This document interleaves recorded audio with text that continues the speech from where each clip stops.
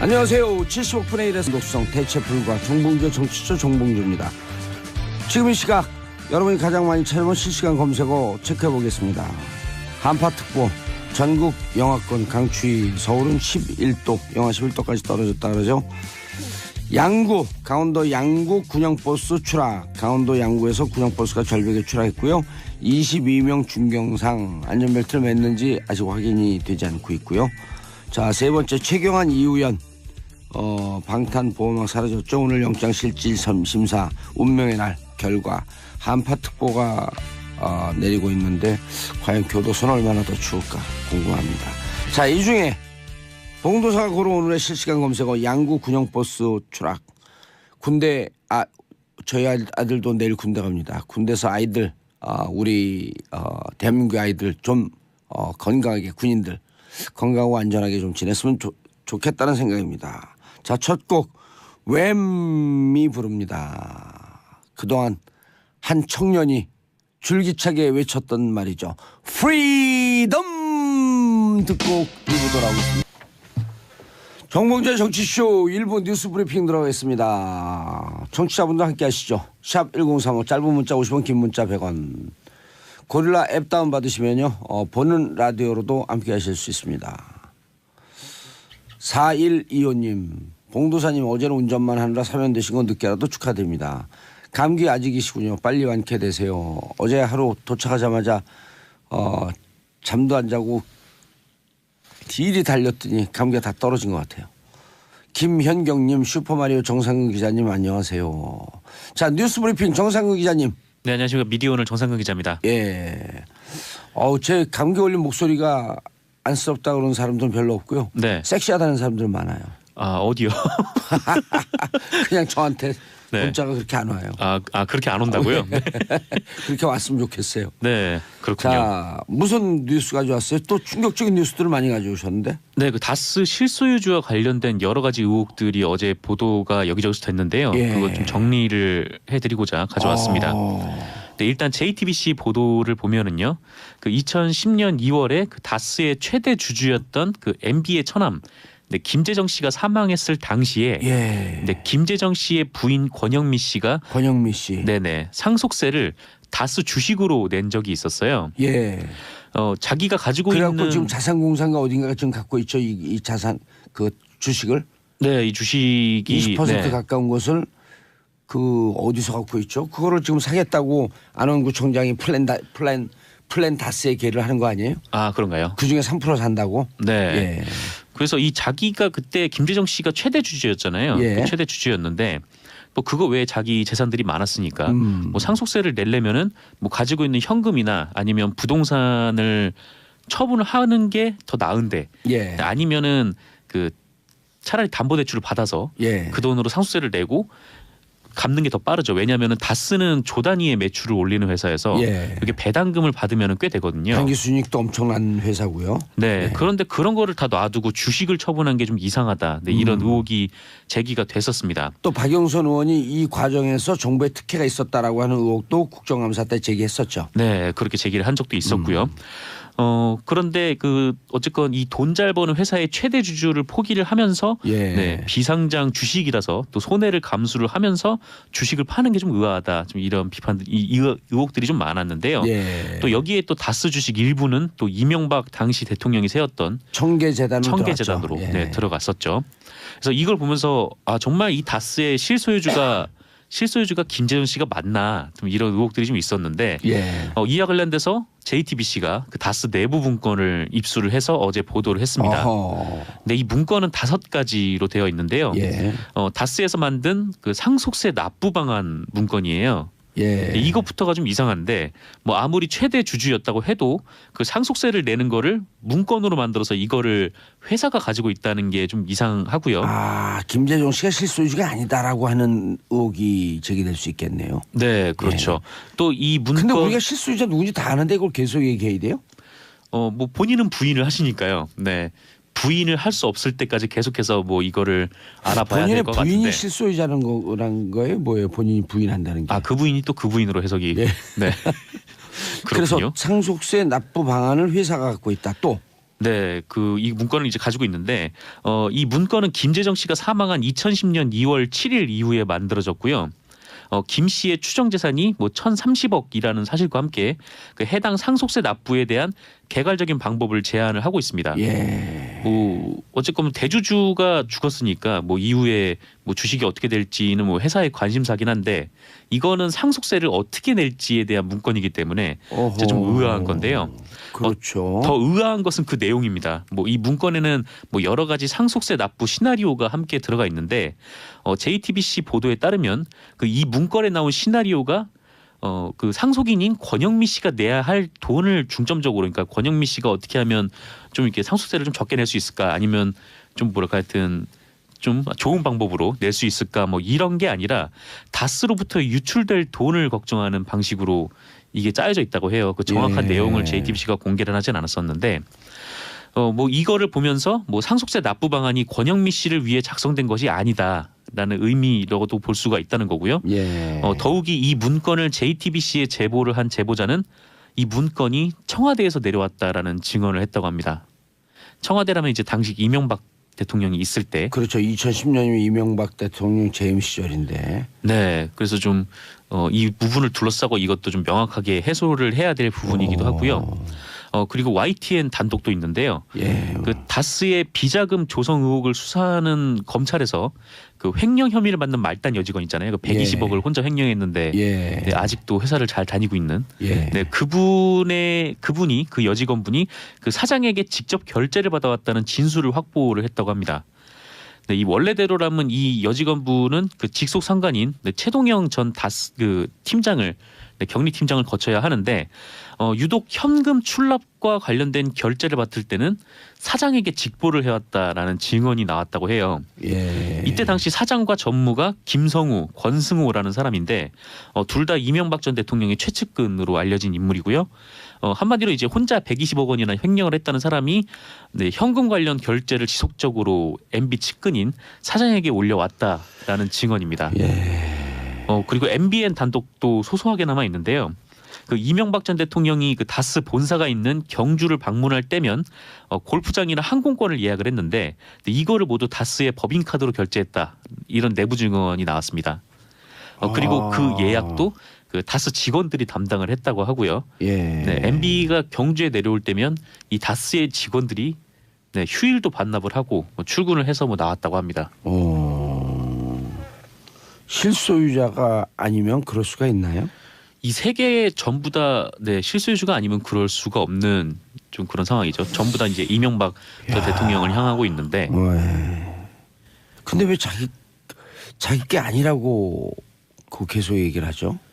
그 자기 돈이 거라고 싫은가요? 얘기를 하면 네? 돈이 싫은가요? 뭐 돈이 싫다기보다는 뭐 그 뭐랄까 하여튼 자기 거라고 얘기를 해버리면 그 다음부터는 법적 책임을 져야 되니까. 오, 또 그래요? 그 부분이 좀 걱정이 돼서 그런 아니 거 자기 아닐까요? 거라고 아니라고 얘기한다고 법적 책임을 안 지나요? 어차피 질 건데 뭐 하루라도 좀 더 쿨하고 깔끔하게 자백을 하고 그냥 쑥 가면 되잖아요. 날도 추운데. 그렇죠. 이 모든 것들이 지금 다 한 사람을 가리키고 있는데 이게 한 언제까지 사람이라고 부인을 할지. 비겁하게 얘기하지 말고 좀 얘기하세요. 누구의 한 사람이? 지금까지 계속 MB라고 얘기를 했는데 MB라고 얘기를 했어요? 네. 그러셨군요. 그렇습니다. MB가 누구라고요? 이명박 전 대통령을 얘기하는 거죠. 그렇군요. 예. 자, 다음 뉴스. 네, 박근혜 정부 당시 국방부가 그 예. UAE에 파견된 아크 부대를 철수하는 계획을 작성했다라고 합니다. 야, 이것도 UAE 관련해 갖고 임종석 실장 갔다 온 거를 자유한국당에서 계속 공격하다가 이틀 전인가요? 한겨레 신문에 나온 내용을 보게 되면 네, 이걸 다 공개하면 자유한국당 감당할 수 있겠냐? 청와대가 그렇게 얘기를 했다고 하죠. 청와대 관계자라 그러죠? 네, 그렇죠. 청와대 관계자가 그렇게 얘기를 했다고 하는데, 익명으로. 네, 뭐 말씀하셨듯이 뭐 임종석 대통령 비서실장의 UAE 방문에 대해서 지금 자유한국당이 계속 날을 세우고 있지 않습니까? 날을 세우는데 날이 좀 무뎌졌죠. 아니 칼날이 이제 자기 쪽으로 서 있는 오, 좀 그런 상황일 수도 아주 있겠는데. 귀여워 죽겠어요. 그래요. 칼을 자기 앞으로 대고 있는. 좀 어떻게 보면 좀 그런 상황이 될 수도 있을 것 같다라는 아니 생각이 그래서 듭니다. 제가 이거 취재하려고 이제 청와대 관계자들 쭉 이제 다 후배들이 들어가 있고 그래갖고 연락을 해보면 네. 잘 몰라요. 음. 근데 이거는 분명히 얘기를 하더라고. 이 정부에서 잘못해갖고 갔다 온 건 분명히 아니다. 분명히 아니다. 네, 이전에 그 SBS 단독 보도에 따르면은 예. 이명박 전 대통령이 UAE에 원전을 수출할 때 이면 계약을 했다라는 예. 그런 의혹 보도가 제기되지 않았었습니까? 이면 계약을 했는데 이제 그 군사적 동맹 관계 네. 아주 심각한 문제에 봉착할 수 있게끔 그렇죠. 되는. 이 군사적 동맹 관계는 뭐 국회 비준을 받아야 되는데 예. 뭐 그렇지도 않고 그냥 일방적으로 네, 이명박 정부에서 예. 그렇게 체결을 해왔고 그거를 또 박근혜 정부에서 뭐 조사를 했다 뭐 이런 내용들이 좀 나왔었는데요. 조사라고 뭐 계약을 좀 원점으로 돌리려고 하다가 유해와 관계가 틀어졌다. 그래서 네. 그거를 또 정리하러 갔다. 어쨌든 전임 정부에서 저질러 놓은 문제들 아니에요. 그렇죠. 모든 게 다. 뭐 이 부분 지금까지 제기됐던 의혹들 같은 경우에는 예. 네 아직까지는 네, 전부 다 그 이전 정부의 문제로 인해서 어떻게 보면 이제 수습을 하러 갔던 뭐 그런 정황으로 볼 수 있겠는데요. 예. 이번에 제기됐던 의혹도 그렇습니다. 그 SBS 단독 보도인데요. 이번에도 네, 그 SBS에 따르면 그 촛불 집회가 한창이던 그 지난 2016년 말에 그 합동참모본부가 아랍에미리트에 파견된 그 아크 부대 철수안을 작성을 했다고 합니다. 150명 파견되어 있죠 현재. 네네. 예. 그리고 2016년에는 그 이란의 핵제재가 풀린 상황이어서 그 이란 시장 진출을 위해서 공을 들였는데 이 UAE랑 이란이 앙숙이어서 그 아크 부대의 존재가 좀 도움이 안 된다 이런 판단을 네, 국방부 쪽에서 내렸다라고 하고요. 그리고 장기간 파병을 유지하는 게 뭐 정권 교체 이후엔 어려울 것이라는 전망도 있었다고 이렇게 군 관계자가 설명을 했답니다. 뭐 이건 뭐 그럴 수 있는 건데, 근데 이 계획을 UAE가 파악을 하고 상당히 기분 나빠했다라는 것이 이제 SBS 측 설명입니다. 예. 또 이와 관련해서 한국일보 단독 보도도 있는데요. 그 군이 문재인 대통령 취임 후에 예. 그 아크 부대를 2018년까지 철수하겠다 이런 보고를 했다는 겁니다. 그러니까 지금까지 파병을 계속적으로 이제 옹호를 해왔던 군이 이제 정권 기조에 맞춰서 이제 180도 다른 보고를 했다는 건데 예. 한국일보는 이 계획으로 인하여 그 양국 간의 관계가 악화됐고 그래서 임종석 실장이 UAE로 갔다 이렇게 보고 있는 것 같아요. 근데 이건 지금 자유한국당이 주장하는 뭐 부분과 어느 정도 좀 맥이 닿아 있는데, 근데 SBS 보도랑 종합을 하면 사실상 이 계획 자체가 박근혜 정부 때 세워졌다라고 예. 볼 수 있는 부분이라는 거고요. 그러니까 현 정부에서 문제를 해결하기 위해서 간 거 아니에요. 무슨 문제이든 건지 간에. 그리고 그게 국익과 관련돼서 노출시키기 좀 어려운 문제예요. 네, 노출시키기 아무래도 좀 어려운 문제인 것 같은데, 네, 뭐 그렇지 않으면 굳이 청와대가 이거를 숨길 이유도 없다라고 생각이 좀 그렇죠. 어쨌든 들더라고요. 청와대는 지금 숨기고 있었죠. 네, 계속 어느 정도 이게 좀 노출이 되면 안 되는 사안이라는 좀 생각이 드는데, 좀 어떤 일일지 뭐 청와대가 또 마침 또 아까 말씀하셨듯이 뭐 감당할 수 있겠냐 뭐 이런 얘기를 하는 거 보니까 예. 좀 궁금하긴 하더라고요. 청와대 실무 이 업무를 하고 있는 실무 관계자들은 답답하겠죠. 네, 다 공개해서 전임 정부의 문제를 공개하고 싶지만 네. 또 국익과 관련돼 있는 또 거. 외교와 관련된 외교와 부분이니까 또 관련된 굉장히 부분이고. 민감하죠. 네, 외교 관련된 그 문서를 공개한 나라는 우리나라밖에 없잖아요. 남북 정상회담 네. 남재준 국정원장이 그 김무성 공개해버렸잖아요. 지금 이제 자유한국당으로 돌아간 김무성 의원이 예. 그대로 읽었죠 그거를. 아니 그건 찌라시 보고 읽었다니까. 아, 네. 찌라시 보고 있다고 했었나요? 김무성 의원의 찌라시는 정확하기도 하라. 아, 네, 그렇죠. 네. 정부 북한의 평창 관련 대화 제의를 했다. 네, 뭐 그 북한 김정은 위원장이 대화 제의를 했고 우리 정부도 곧바로 응답을 했습니다. 그 조명균 통일부 장관은 어제 그 오는 9일에 그 판문점에서 고위급 회담을 열자라고 제안을 했다는 건데요. 시기와 장소, 형식 등에 구애받지 않겠다라고 밝히기도 했습니다. 네, 1차적으로는 그 평창 동계올림픽 문제에 집중을 하겠지만 뭐 이를 계기로 그 남북 대화를 재개 복원하고 뭐 나아가서 이산가족 상봉, 그 다음에 군사당국 간 채널을 복원하는 등 뭐 시급한 현안도 포괄적으로 논의하겠다 이런 예. 방침이라고 하는데요. 좋은 소식이네요. 네, 좋은 소식이죠. 그래서 이번 제안은 그 문재인 대통령이 직접 후속 조치를 마련하라고 지시를 해서 네, 이루어졌다고 하고요. 예. 무엇보다 9일이면 사실 좀 빠듯한 시간이잖아요. 이게 예. 일주일밖에 안 남은 건데 뭐 이렇게 제안을 했던 거는 청와대 측이 이제 김정은 위원장이 직접 제안을 한 만큼 뭐 답변에 시일이 걸리지 않을 것으로 판단하고 있다. 예. 네, 그리고 또 오늘 아침 연합뉴스 보도에 따르면은 네, 아직 뭐 북한에서는 판문점을 통한 연락에 뭐 응답을 하지는 않고 있다는데 뭐 조만간 또 응답이 오지 않을까 예. 뭐 그렇게 기대를 하고 있는 것 같고요. 네, 뭐 일각에서는 뭐 이게 북한의 화전양면 전술이다, 뭐 이렇게 얘기를 하기도 하던데. 화전양면 전술이라고 해도 응할 건 응해야죠. 그럼요. 그렇다고 해서 대화를 걷어찰 필요는 예. 없는 거고 또 이제 뭐 그 통남복미라고 해서 이제 예. 미국을 배제해서 한미 관계가 문제가 있는 거 아니냐라고 했는데 뭐 정부에서는 미국과의 조율을 거쳤다고도 얘기를 했습니다. 그렇죠. 한미 동맹이 굳건하게 있기 때문에 미국과 조율을 거치겠죠. 네, 그렇습니다. 정부를 너무 그렇게 아마추어 정부로 보지 마세요. 예. 정부가 없는 나라에 서도 우리가 10년을 살았는데.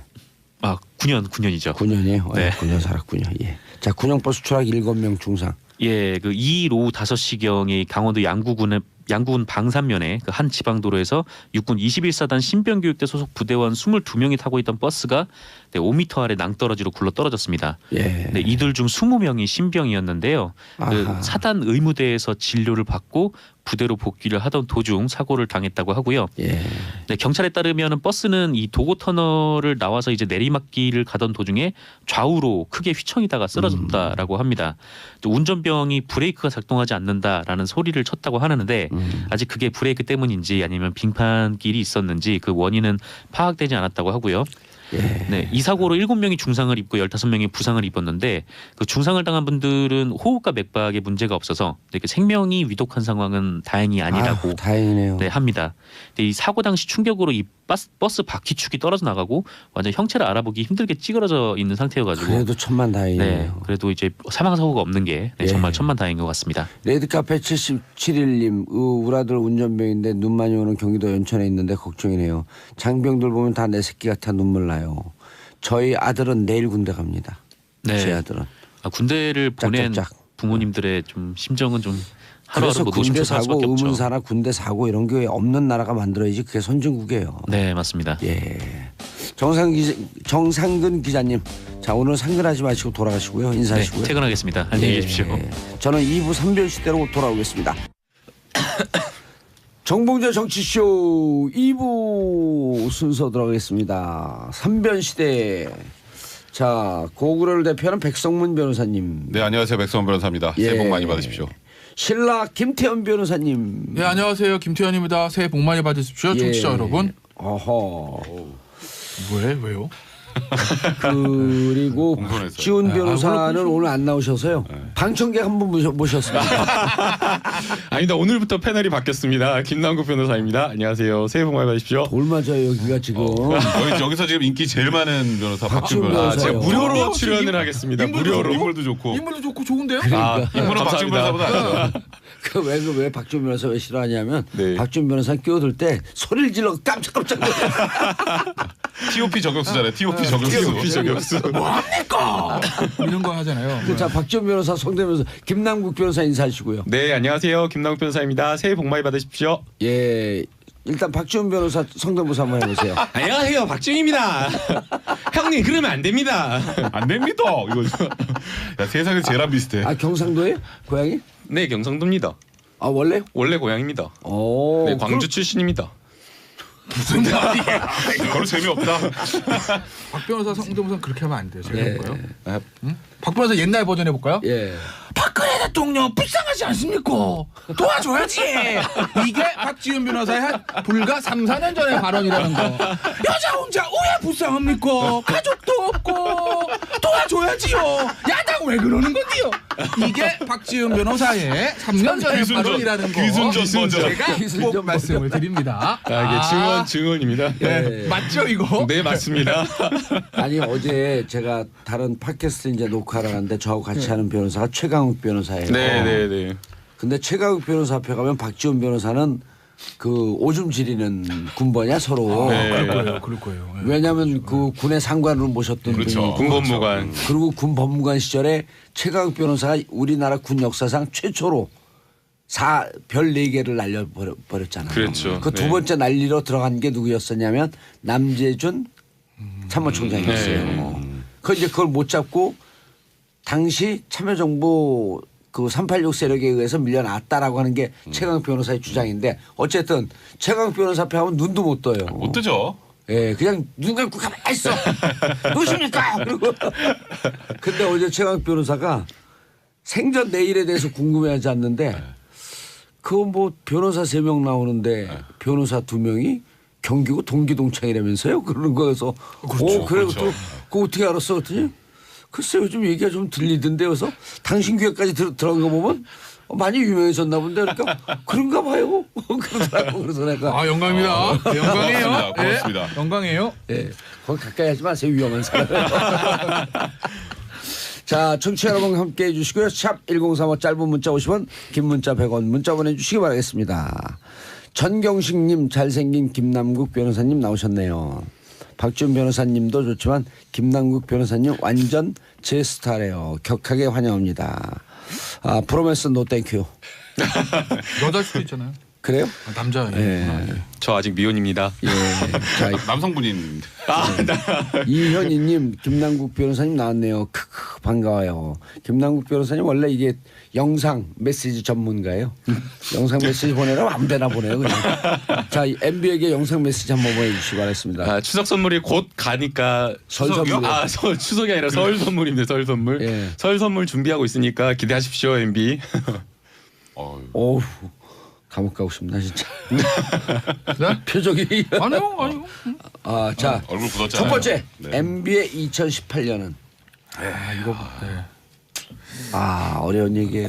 고난의 시작이죠. 음. 사실 지금 다스 대표이사와 예. 성명불상, 이 성명불상이 중요해요. 성명. 다스는 도대체 누구 겁니까의 그 누구 성명불상의 실소유주를 이제 횡령 조세포탈 혐의로 이제 검찰에 고발을 했고 예. 동부지검에 이제 특별팀이 생겼죠. 예. 그래서 이제 문찬석입니다. 여기 이제 문찬석. 오타요. 예, 오타. 문찬석. 문천석이 아니라 문찬석 예. 이제 동부지검 차장이 이제 팀장이 됐는데 여기가 이제 금융범죄수사 전문가입니다. 24기죠. 네, 네 맞습니다. 사실 24기 그러니까 24기고요. 예. 그리고 뭐 중앙지검에서 이제 증권범죄 합동사 단장까지 해서 요 방면으로 가장 빠삭하신 예. 굉장히 유명하신 분이에요. 그래서 내년에 검사장 승진 유력. 영순이. 네, 그래서 팀도 중앙에 안 만들고 이분이 거기 있으니까 예. 이제 수사팀하고 가까워야 되잖아요. 예. 혼자 팀장 거기 있고 여기 또 중앙에 만들면 안 되니까 그래서 동부지검에 이제 팀이 차려졌죠. 그래서 이 수사가 급물살을 좀 타고 있는 상황입니다. 지금 현재. 아니 근데 이 문찬석 차장검사가 정말 이 기업 수사는 에이스라 그러던데. 아니 그러니까요. 전 좀 알아요. 얘기 좀 해보세요. 고등학교 진짜. 선배예요. 몰랐죠 백변호. 몰랐죠. 경기고 예, 출신이에요. 아, 이때가 원래 저희 또 선배님들 많아요. 전 좀 아는데 예. 아주 잘하는 건 아니고 원래 그 나이가 되게 많아요 이분이. 아니 좀 늦게 됐더라고. 시험 늦게 돼서 예. 어떻게 보면 윤석열 중앙지검장이랑 좀 비슷한 케이스인 거죠. 그러니까 사실 시험이 늦게 돼서 나이 많은 상태에서 검찰들은 쉽지가 않거든요. 예. 왜냐면 예를 들면 그냥 말 까고 지내니까. 한동훈 3차장 이런 사람들은 대학교 4학년 때 시험 된 사람들이니까. 동갑이잖아요, 저희가. 제 친구니까. 오, 예. 오. 그러니까 이제 나이 차이가 많잖아요. 나이 차이가. 아 경기고 아니요. 저 경기는 아닌데. 경기는 아닌데 거기는 저 현대고등학교 나왔는데 저랑 예. 대학 때도 친구예요. 사석에서 이랬다 그러더라고요. 네?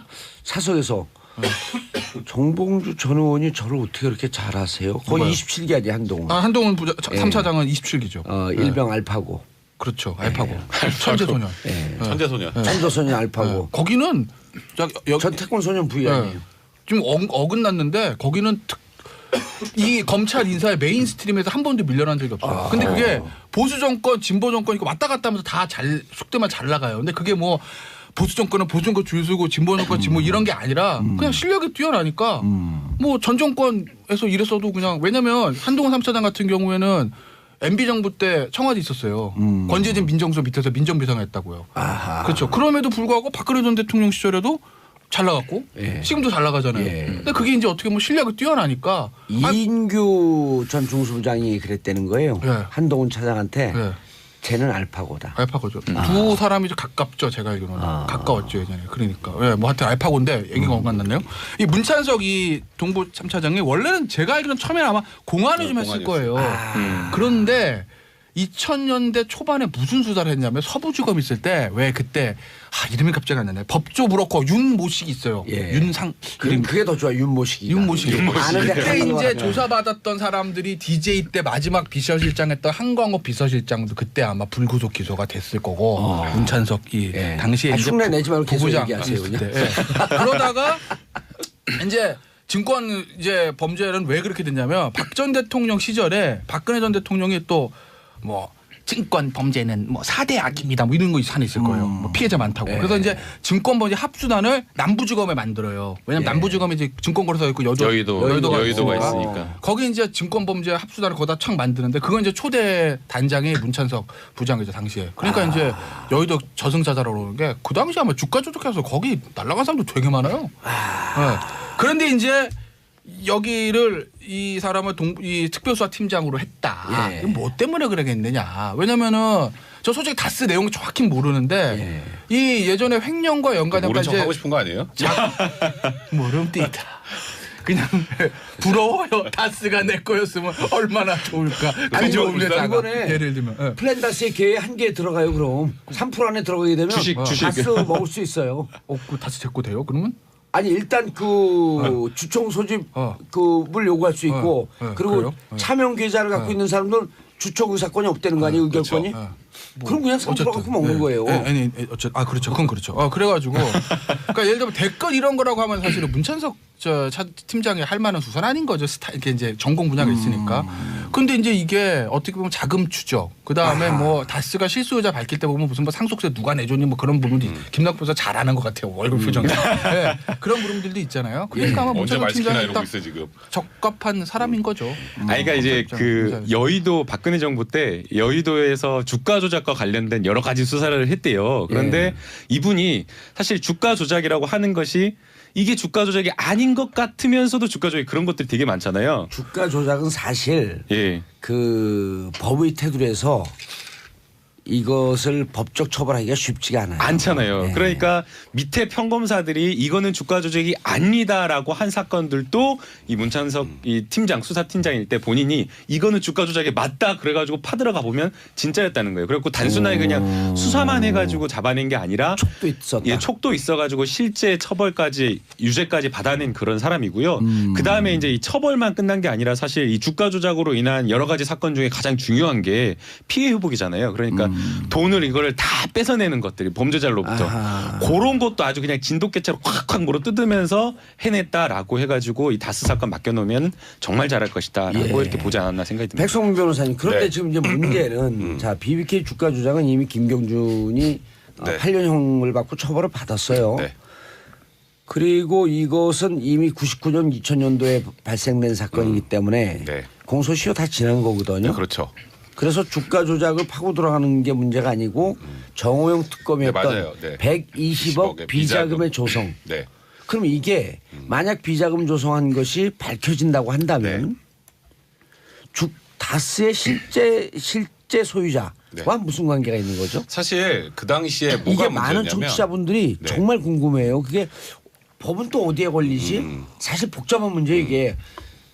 이 정치쇼 아니면 못 풀어내요 이거를. 그러니까 실제로 이 수사는 뭐 실소유주를 밝히는 것이 제일 중요하지 않겠습니까 일단은. 예. 근데 첫 번째로 문제가 되는 건 이제 과거에 120억 다스에서 120억 비자금이 조성이 됐었는데 그게 정호영 특검의 그 당시의 수사로는 그냥 직원의 횡령이었다로 결론을 예. 냈어요. 근데 문제는 그 수사 내역도 검찰에 넘기지 않았다라는 게 그리고 검찰에 알리지 않았다라는 게 지금 일단 주장인 거고요. 고발인 쪽의 주장인 거고. 그러면 그게 특수 직무유기에 해당해요. 해야 될 걸 안 했으니까. 아니 검찰에 이런 논리는 또 있잖아요. 별건 수사는 안 한다 우린. 우리는 이게 그때 당시에 주가 조작의 책임이 MB에게 있는지 없는지 이걸 파악하러 들어갔지 당시에는 다스의 실소유자를 붙들여다본 게 아니다. 그러니까 그 비자금이 만약에 MB에게 갔다면 그럼 실소유자랑 연결이 되는 거기 때문에 용처. 그럼 그 사용처. 120억이 실제로 누구한테 갔는지를 그때 밝혔어야 되는데 덮은 거 아니냐 이게 이제 그 당시에 문제가 된 거고요. 특수 직무유기. 그래서 그 특수 직무유기를 수사를 하게 되면 120억 원의 조성 과정도 문제지만 이게 어디에 쓰였냐라고 하는 것도 중요한 포인트네요. 그 그럼. 직원이 가져갔는데 그 직원을 냅두는 것도 좀 이해가 안 되잖아요. 상식적으로. 제가 알기로 그 횡령의 그 주체로 지목된 사람이 그 이후에도 다스에서 일을 했다는데 아니 자유로운 회사면 그럴 수 있죠. 너무 그 정도면은 너무 자유로운. 너무 자유로운. 그러니까 120억을 안 쓰고 가지고 있다가 그러니까 이제 그 변제했다는 거 아니겠어요. 그러니까 놔뒀겠죠. 아니, 차명 계좌를 변제했다는 거예요? 아마 제가 알기로는 저는 그래서 상식적으로 좀 말이 안 되는 거고요. 잠깐만요. 네. 그래서 그게 아마도 차명으로 이제 실소유주 그 성명불상의 실소유주에게 흘러갔을 것이다. 이제 그러니까 이 수사를 하게 되면 그러니까 그게 직무유기가 있었는지 아닌지 그러니까 쉽게 말해서 이 차명 계좌까지 다 추적해서 어느 정도 확인해놨음에도 불구하고 외부적으로 알리지 않은 거라면 그러면 이제 그 당시 정황 특검은 처벌받을 수 있는 거예요. 이거는 이제 공소시효가 2월 21일까지입니다. 아직 남아 있어요. 이제 그걸 조사하는 과정에서 결국은 다스의 실소유주 문제를 건드릴 수밖에 없는 거죠 지금. 가져있다 돌려줬대요. 뭐 그래 저는 그러니까 제가 좀 궁금하더라고요. 저 솔직히 모른다잖아요. 제가 오늘 아침에 몰라요. 진짜 모르고 싶어 하는 거예요. 모르고 그러면 싶어 제가 하는 거예요. 설명을 드릴게요. 네, 처음에 이제 그거만 그 정호영 특검이 특검 수사를 했을 때 밝혔던 내용은요. 80억을 이 다스의 협력업체 팀장한테 맡겨가지고 과장한테 맡겨가지고 이거를 금융상품으로 투자를 해가지고 120억으로 불렸다는 겁니다. 그래가지고 이제 그걸 그대로 이제 보관하고 있었다라고 지금 이야기를 하고 그 있는데요. 여직원이? 네, 그 여직원이. 근데 그 80억은 횡령을 해서 횡령을 했다라고 지금 그렇게 밝혔던 거예요. 그 협력업체에다가 맡겼다가 과장하고 같이 해가지고 그걸 금융상 대단하신 분인 거죠. 80억을 투자해가지고 그때 당시에는 가상 가상화폐도 앞에도 없었을 없었을 텐데. 비트코인도 없는데. 와. 때. 그랬는데 이제 새롭게 드러난 사실은 그게 아니라 120억 원을 한 110억 원 정도를 횡령을 해가지고 이자가 15억 원이 불어났다라고 지금 이야기를 하고 있고요. 그게 누구 얘기예요? 이제 지금 다시 이제 검찰에서 밝힌 내용입니다. 그리고 이제 고발인들이 이야기를 한 내용이고요. 근데 그때 당시 그럼 허술하게 조사했다라고 하는 거 허술하게 조사를 했다라는 거고요. 이거는 국정조사에서 여러 차례 해가지고 드러난 내용이고 그래서 이제 그 110억 원을 횡령을 해가지고 사실 이것도 여직원이 횡령했다라고 의심되는 게 아니라 그냥 비자금을 조성해가지고 보관하고 있어가지고 플러스 이자가 15억이 늘어났는데 그게 120억 원 되잖아요. 그 중에 이제 5억 원을 이 여직원하고 협력업체 과장하고 둘이서 생활비하고 유흥비로 썼다라는 게 지금 새롭게 드러난 이게 사실이에요. 예. 이런 게 있어요. 그러니까 저는 무슨 이상한 사건이야 이게. 묘하죠. 저는 사실은 한 달 전 한 2주 전까지만 뭐 지난주까지도만 마찬가지 어떤 생각을 했었냐면 다스가 만약에 MB 거로 하자. 예를 들어 MB가 뭐 여러분 그들 거짓말이고 알지요 이거 이게 욕심 많이 거짓말. 내네. 욕심 많이 내. 아니, 선배보다 요즘에 이명박 대통령 목소리가 좀 죽었어요. 아니, 원래 그래가지고 예전 그 2008년 버전이다. 거짓말이고 알지요 이거 이게 진짜 거짓말하고 하자 이거예요. 나 그런 삶을 살지 않았습니다.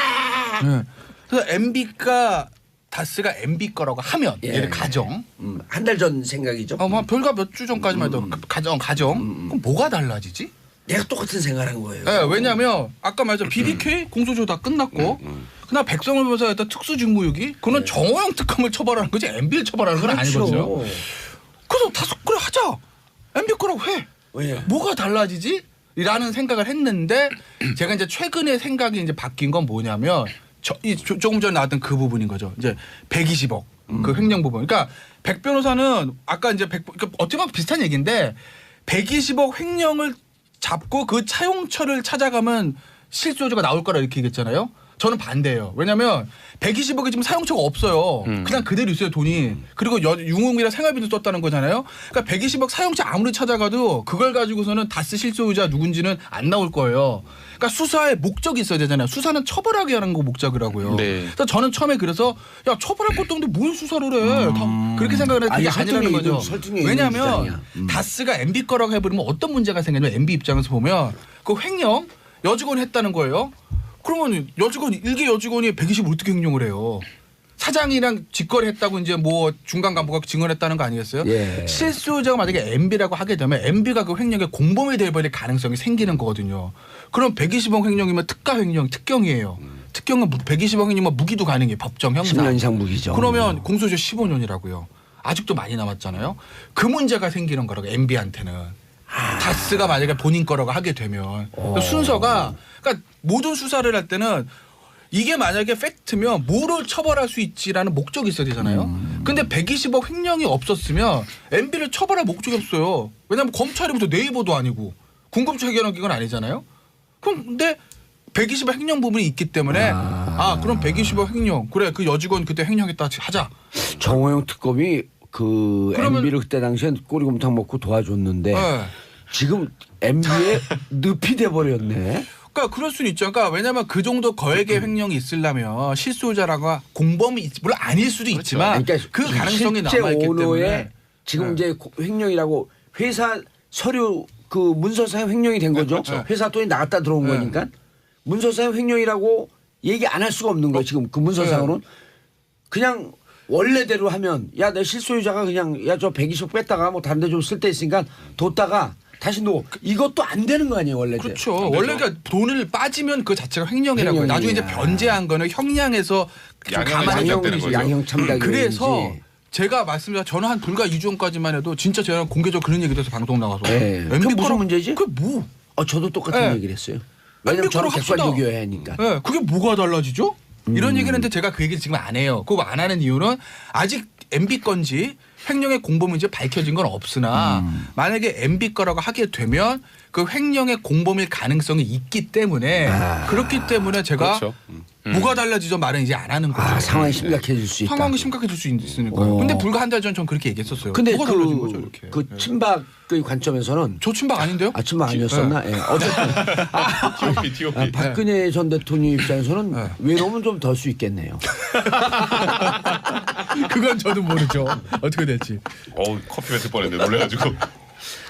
아니 이 포인트가 무척 중요한 포인트예요. 그러니까, 왜냐하면 많은 분들이 기사 추적을 하고 기자들도 쓰지만 내가 기자들한테 야단을 쳐요. 이 기사 쓸 때 감정을 배제하고 써라.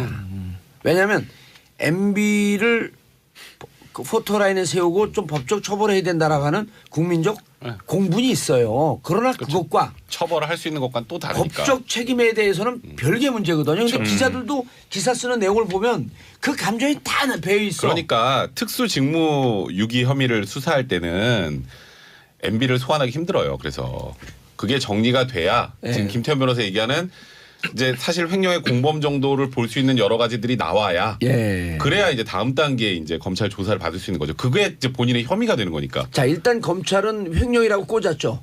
꽂았죠. 횡령은 너무나 횡령은 명백한 맞아요. 거죠. 네. 그게 공범이냐 아니냐가 문제인 거예요. 정호영 특검도 당시에 비자금 조성이냐라고 하는 쪽으로 정치적 책임으로 가니까 뜨악해갖고 무슨 얘기입니까? 이거 그냥 비자금 조성이라. 직원이 횡령한 걸로 끝낸 거죠 그때는. 그러니까 그 전에 이제 수사를 한다라고 하면 이거 중요한 포인트. 이명박 전 대통령까지 과연 수사가 올라갈 수 있느냐, 그 진술이 나올 수 있느냐가 문제였는데 지금은 진술이 아니라 이제 객관적 증거가 자료가 나오고 있는 상황인데요. 너무나 그런 증거들이 많이 나오고 있어요. 그러니까 이제 주진우 여직원한테 이것만 물으면 네, 되는 네. 거죠. 단독 범행입니까? 누군가 지시했습니까? 이제 그게 이제 사실은 회사 내용만 머무르면은 회사 관계자들만 관여했다라까지만 가면은 사실 이명박 전 대통령까지 거슬러 못 올라가는 건데요. 그럼 이 여 직원은 만약에 단독 범행이라고 하면 무기징역 사는 거 아니에요? 그럴 수가 있는 거죠. 그리고 이제 본인이 그럴 수가 없는 지금 직원들이 너무 많이 나오고 있어요. 이 여직원 아까 이제 기자님께서 정리를 해주고 가셨는데 여직원이 다이렉트로 사장한테 보고를 했다라고 하는데 사장은 MB의 측근이고. 이거 뭐 현대건설부터 일을 했다라고 하는데 횡령을 하려면 지출을 할 때에 회사 인감이 필요하거든요. 근데 이 회사 인감을 말단 여직원한테 맡겨놓지 않고 사장이 지출 그 금고에다가 보관을 했다라고 지금 이야기를 하고 있어요. 그렇다고 한다면 여직원이 단독으로 이 횡령을 한 게 아니라 누군가 윗선이 있다라는 게 있어야 되는 거고요. 더 중요한 거는 청와대에서 다스 이제 BBK에 투자한 투자금을 돌려받을 때 청와대에서 직접 직권남용을 한 LA 총영사가 직접 개입을 해서 직접 거기까지 날라가고 혐의라고 하시죠. 직권남용을 한이라고 해버리면 이건 지금 너무 확정이 되니까. 이제 이거는 고소 사실과 그렇죠, 관련된 그렇죠. 예. 그러니까 그거는 이제 별거죠. 그거는 네. 지금 중앙지검에서 하는 거고 네. 지금 동부지검에서 하는 문제만 중요하죠. 일단 좀 네. 얘기를 하고 있는 거거든요. 왜냐하면 이거 섞어버리면 얘기가 그러니까요. 혼란스러워져. 그 당시에 정호영 특검은 뭐 그런 생각을 했을 거예요. 이게 BBK 특검이었죠 당시에. 예, BBK 특검에서 그러니까 BBK에만 포인트를 맞춘 거죠. 네, 그러니까 이 다스의 비자금 횡령 이게 BBK 특검의 특검 수사 목적이 있으니까 수사만 그거랑 조금 벗어난 것 같기도 하고. 그리고 이 여직원이 어쨌든 돈을 안 쓰고 그냥 갖다 변제를 했으니까 그러니까 아마 이제 덮는다 뭐 이랬을 것 같은데 그러니까 근데 그거는 제가 근데 다음에 근데 지금은 그게 말이 안 된다고. 다음에 그러니까 예. 제가 뭐 정호통 예. 잘했다는 게 아니고 그런데 지금 이제 잘했다는 상황이 것처럼 좀 들려요. 아 그래요? 뭐 근데 지금은 상황이 다르죠. 왜냐면은 지금은 검찰 수사라는 거는 사실은 수사 목적이 한정돼 있는 건 아니니까. 근데 이제 아니, 이게 깔끔해요. 이 포인트 깔끔해요. 근데 정말. 하여튼 제가 주목하는 부분 그 부분이 예. 그러니까 모든 수사가 아니 다른 방송에서 이런 얘기를 했어요? 아니요 저 처음 하는 거예요. 아니 왜냐하면 진짜 이게 이렇게 자세하게 안 해요. 이렇게 이게 지금 제일 내가 들은 얘기 중에 제일 깔끔해요. 감사합니다. 그러니까 그러니까 제가 아니, 백성문 변호사 있으니까 이게 맞은 거지. 혼자로는 이런 거 도저히 생각 못 할 것 같은데. 못하죠. 하다 보면 나와요. 거기서 이제 물고. 이게 수사란 게 목적과 수단이 바뀌면 안 되는데 이제까지는 BBK 그러니까 다스가 이명박, 다스 이퀄 이명박 이게 저는 수사의 목적이라고 사실 봐서 좀 부적당하다가 저는 이렇게 봤던 거거든요. 그게 목적이 되면 안 되잖아요. 비자금 소유 뭔 의미가 있지? 근데 이제 실제 소유자가 밝혀진들 뭔 법적 저 사람 처벌을 건데 받지? 뭐 그냥 끝인가? 뭐 이런 근데 거잖아요. 그냥 환풀이 한 거로 끝나는 거거든. 근데 그게 아니네. 그게 그러면 안 되는 거잖아요, 사실은. 근데 사실 그게 이제 횡령까지 넘어갈 수 있게 되면 상황이 전혀 바뀌는 거예요. 그러니까 그 당시에 정호영 특검이 지금 좀 전에 얘기하셨던 예. 건 그 당시에 BBK 특검이니까 다스의 실소유주 논란이나 예. 아니면 그 횡령 부분이 크게 중요하지 않을 수도 있다라고 해서 이렇게 뭐 배제할 수 있다 뭐 이런 지금 얘기를 하셨는데 조금 전에 얘기를 하셨는데 광고 듣고 네, 광고 오겠습니다. 듣고 채널 고정하소서 3부. 정봉주의 정치쇼 3부 순서 들어가겠습니다. 자, 백성문 변호사님, 그다음 김태현 변호사님, 김남국 변호사님 함께하고 계십니다. 근데 김남국 변호사 오늘 모처럼 나왔는데 박지원 변호사가 계속 나와야 되겠어요. 이 방송은 이런 매력이 있어. 여기서 훅 들어오는 매력이 있어요. 제가 아까 하던 얘기 좀 할까요? 예, 계속하세요. 보세요. 아까 김태현 변호사 얘기했잖아요. 먼저 얘기를 조금 정리해줘갖고 연결을 네, 시켜주세요. 그러니까 아까 그 당시 BBK 특검이었으니까 예. 다스의 실소유주나 다스의 횡령이나 이거는 곁다리라고 생각해서 제대로 안 했을 수도 있다. 정호영 특검. 네, 그렇죠. 아하. 근데 이거를 좀 과거로 좀 거슬러서 역사적으로 이렇게 좀 한번 풀어볼게요. 예. 보세요. 이게 지금 BBK하고 다스하고는 뗄래야 뗄 수가 없는 관계예요. 일단은 조금 더 과거로 가서 도곡동 땅으로 좀 가보겠습니다. 그렇죠. 예. 도곡동 땅을 1995년에 원래 그 전에 15억에 구입했던 걸 263억에 팔아요. 포스코에. 예. 그럼 그게 시세 차익이 248억 원인가요? 어마어마하죠. 그렇죠. 한 15배쯤 뛴 그렇죠. 거죠. 어마어마하게 뛰었어요. 어마어마하게 뛰어서 근데 이 당시에 도곡동 땅 소유자가 누구였냐면 일단 등기부상으로는 이상은 씨하고 김재정 씨였어요. 예. 근데 그 도곡동 땅과 관련해서 이상은의 소유가 아니다라는 것까지는 밝혀졌죠 그때. 예. 근데 그게 누구 건지는 안 나왔어 그때도. 검찰의 발표는 제3자의 소유다. 제3자 예. 여기가 지금 성명불상자 예. 예, 같습니다. 여기에 263억 원 중에 157억이 다수로 들어갑니다. 근데 이상은 씨 땅이 아닌데 지금 다스는 이상은 씨 거로 돼 있죠. 예. 그럼 일단 이상은 씨는 다스의 주인이 아니네요. 이걸로만 봐도. 그리고 이 157억이 다스에 투자됐는데 당시에 다스가 아주 좋지 않은 시점에 BBK에 190억이 들어갑니다. 예. 그러면 이 세 개가 관통이 돼요. 그래서 BBK 사건을 수사하게 되면 95년도에 땅을 판 돈이 네. 바로 들어가지 않고 좀 5년 있다가 동안 들어갔죠. 금융 상품으로 있다가 네, 그렇죠. 예. 그러다가 다스로 갔다가 그게 결국 이제 BBK로 왔죠. 예. 흐름을 간단하게 말하면 그러면 이게 하나로 연결되는 거기 때문에 그렇죠. BBK 특검을 하게 되면 바로 다스의 실소유주를 건드릴 수밖에 없었어요. 원래 그래야 돼. 근데 그때 그걸 안 건드렸다 보니까 지금 그 당시에 뭔가 MB를 덮어주려고 한 게 아니었느냐라고 예. 해서 지금 특수직무 유기 혐의로 지금 조사를 받고 있는 거예요. 그것 때문에. 그러니까 그때도 그냥 이게 다스랑 BBK랑 관련 없으니까 이거 곁다리니까 조사할 필요 없어가 아니라 그때 제일 핵심적인 게 다스가 누구 거냐를 밝혔어야 BBK 의혹도 풀 수 있었다는 거죠. 예. 자, 일단 김성우 사장과 그 여직원이 김성우 사장과 공모를 했던 어쨌든 현재로서는 김성우 사장이 최소한 공범까지는 들어가는 거 아닌가요? 그러니까 지금 사실상 그렇게 됐죠. 왜냐하면 인감 임금을 줬으니까 줬으니까. 네, 최소 공범이죠. 그럼 이제 거기가 끝일 것이냐? 이제 김성호 사장은 이제 MB의 최측근이니까요. 김성우 사장이 네. 저는 이게 인감 주라고 누구로부터 지시를 받았습니다. 그렇죠. 그 누구로부터 누구가 MB라고 한다면 지금 성명불상자라고 하죠. 예. 아직은. 네, 그 그게 실소유자가 성명불상자. 되는 거죠, 네, 그렇죠. 그분이. 사실상. 그러니까 이제 수사가 위로 계속 올라가고 있는 건 지금 확실한 거죠. 그 이상은 씨의 지시를 받았습니까? 그럼 이상은 씨 소환해서 당신이 횡령의 일단 횡령의 주범이네요. 이상은 씨도 출금 걸렸는데 오. 아니 도곡동 땅도 자기 게 아니었는데 그 뒤에 뭔 돈으로 그러면 지금 그럼요. 다스에 돈을 넣겠어요. 형식 상식 아니 법인카드 400만 원 썼다고 여직원한테 그냥 진짜 올해 개띠 해망신을 당하고 아니, 거기다 또 이시영 씨도 예 이시영 씨 얘기해야 돼요. 이시영 씨가 예. 사실 2009년에 다스에 입사하거든요. 근데 아시겠지만 이명박 전 대통령도 마찬가지고 이시영 씨도 다스 지분 0.1%도 없어요. 아무것도 없어요. 아무것도 없어요. 예. 근데 입사 4년 만에 전무가 됩니다. 아니 뭐 초고속 승진을 넘어서 이거는 조카니까. 아이 조카라고 해도 예. 그냥 초고속으로 전무 승진시키는 거 쉽지 않아요. 근데 거기서 끝이 그러니까 전무만 줬으면 괜찮은데 문제는 지금 중국 현지 기업이 사실 이것 때문에 요즘에 더 커졌죠. 예. 현지 법인 9개 중에 4개 대표잖아요, 지금. 예. 근데 거기 매출이 얼마인지 아세요? 5,460억입니다. 2조 7천억 중에 한 20% 정도 차지하네. 그러니까 지분 1%도 없는 조카한테 예. 매출 5,460억짜리 중국 법인 4개를 대표를 맡긴다. 아유 이거는 조카가 아니라 아들이어도 쉽지 않아요. 그리고 이제 또 최근에 예. 그 이시영 씨가 다스와 관련된 협력업체를 예. 헐값에 또 인수를 했다라고 합니다. 최근이 아니라 전에 인수했고 네.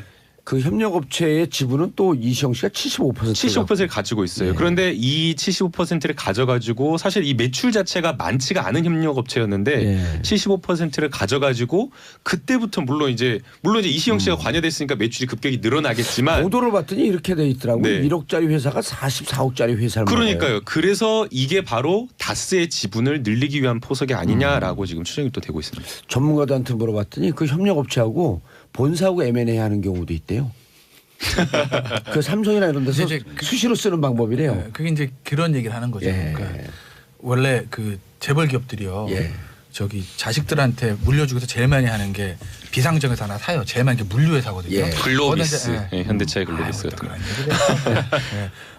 일감 몰아주기를 합니다. 그럼 거기 비상장에서 싸게 사잖아요. 싸게 만들잖아요. 예. 일감 몰아주기를 해요. 회사가 뻥 커지죠. 예. 상장합니다. 예. 돈이 엄청 많아지죠. 예. 그럼 그 돈 가지고 대부분 그런 경우에 이제 그 돈 가지고 현 캐시를 만들어 가지고 지분 사모으고 이렇게들 한다. 그래서 예. 이제 뭐 일감 몰아주기 같은 걸 좀 이제 못하게 하고 있는 측면이 있는데 아마 이제 김학부 변호사 얘기하는 것도 이제 그런 측면인 것 같아요. 근데 이시영 씨에 대한 조사는 저는 이시영 씨 자체보다 역시 뭐 MB로 가기 위한 달인 거죠. 그렇죠. 자식에 대한 압박으로 아버지를 끌어내니까 전형적으로 검찰에서 많이 쓰는 기법 아니겠어요? 네, 근데 그러니까 결국, 이시영 씨가 예. 결국에는 이 다스를 실질적으로 지배하려고 하면 돈만 많다고 해도 안 되거든요.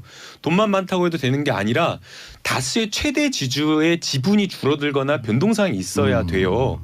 그런데 다스의 최대 그 주주가 이 김재정 씨였는데 이 김재정 씨가 최대 주주였는데 2010년경에 사망을 합니다. 예. 그게 이제 어제 관련된 보도가 새롭게 나왔는데 이 김재정 씨가 사망을 했는데 남겨진 그 재산 자체가 주식 포함해서 한 1,050억 원이었다고 예. 합니다.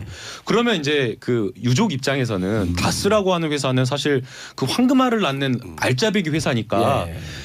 돈을 대출받아 가지고 상속세를 납부를 하고 다스 주식은 그대로 가지고 있는 게 맞거든요. 그런데 너무나 그 상식적인 판단인데 그렇게 하질 않아요. 물납을 해버리거든요. 그러니까 다스 주식으로 상속세를 납부를 해버려요. 예. 이해할 수 없는 판단이라는 거죠. 그래서 이게 도대체 그 이런 상속세를 납부하면 그 정보 어디에 가 있는 거예요, 그게? 자산관리공사에서 헐값으로 이게 기존의 그렇죠. 이 뭐 상장 주식이라고 한다면 시세가 있기 때문에 예. 상관이 없는데요. 시세가 비상장 주식 같은 경우에는 거래가 거의 안 되지 않습니까? 그렇죠. 그러다 보니까 지분이나 이런 평가액보다 훨씬 더 낮은 가치로 평가되는데 손해를 감수하면서도 이 다수 주식을 처분을 해버려요. 근데 여기서도 또 놀라운 사실이 이게 도대체 이런 방법이 도대체 어디서 나왔냐라고 했더니 청와대에서 이 안들이 8가지 안들이 나와가지고 이 상속세를 납부하는 최대의 불리한 안이 이 유족들에게 갔다라는 거예요. 이게 백선 변호사님, 네. 이 지금 사건 발생한 게 2010년도거든요. 2010년도는 이명박 대통령이 대통령으로 있었을 네, 때고, 그렇죠. 그리고 다스의 김재정 지분이 어디로 가냐에 국민들의 관심이 초미의 관심이 몰려 있을 때거든요. 그렇죠. 그리고 네. 언젠간 드러날 것이기 때문에 만약에 권영미 씨에게 넘어가면서 권영미 씨가 돈이 없는데 어디로부터 돈을 끌었고 이 상속세를 냈다고 한다면 네. 이후에 문제가 될 거라고 그렇죠. 보지 않았을까요? 그러니까 그렇죠. 아니 그러니까 이게 지금 모든 그래서 게 제 네. 추정은 그래서 일단 주식으로 그 네. 물납을 해라. 언젠가 그 주식은 우리가 다시 자산관리공단에서 사오면 되니까 했는데 지금 이게 너무 커져 있으니 아무 건드리지를 못하고 있는 거죠. 지금 저는 거기에 그렇다면 네. 하나의 더 추정을 할 수가 있는데요. 권영미 씨가 돈을 어디서 끌어와서 납부를 할 수도 있었는데 네. 그렇게 하지 않았던 이유 중 하나는 다스의 돈이 바깥으로 나가는 거를 막고 싶지 않았을까라는 생각이 들어요. 그러니까 다스의 실소유자가 다른 사람이 있었다. 사실 대주주라고 하면 배당을 받는 게 너무나 좋잖아요. 그럼 배당을 받아야죠, 권영미 씨가. 그런데 배당을 받지 않았거든요. 그래서 그 실소유자는 다스에서의 돈이 유출되는 게 예. 너무나 싫었던 거죠. 그러니까 아하. 이 돈을 최대한 다스의 돈이 유출되지 않는 방법으로 대주주의 또 변동상 이 주식 그러려고 한다면 이 권영미 씨가 타스의 주식을 그냥 헐값으로 산속세로 납부하는 게 최선이었다. 그렇게 본것 2010년도에 이제 같아요. 김재정 씨하고 또 이 김재정 씨가 경기고 나오지 않았나요?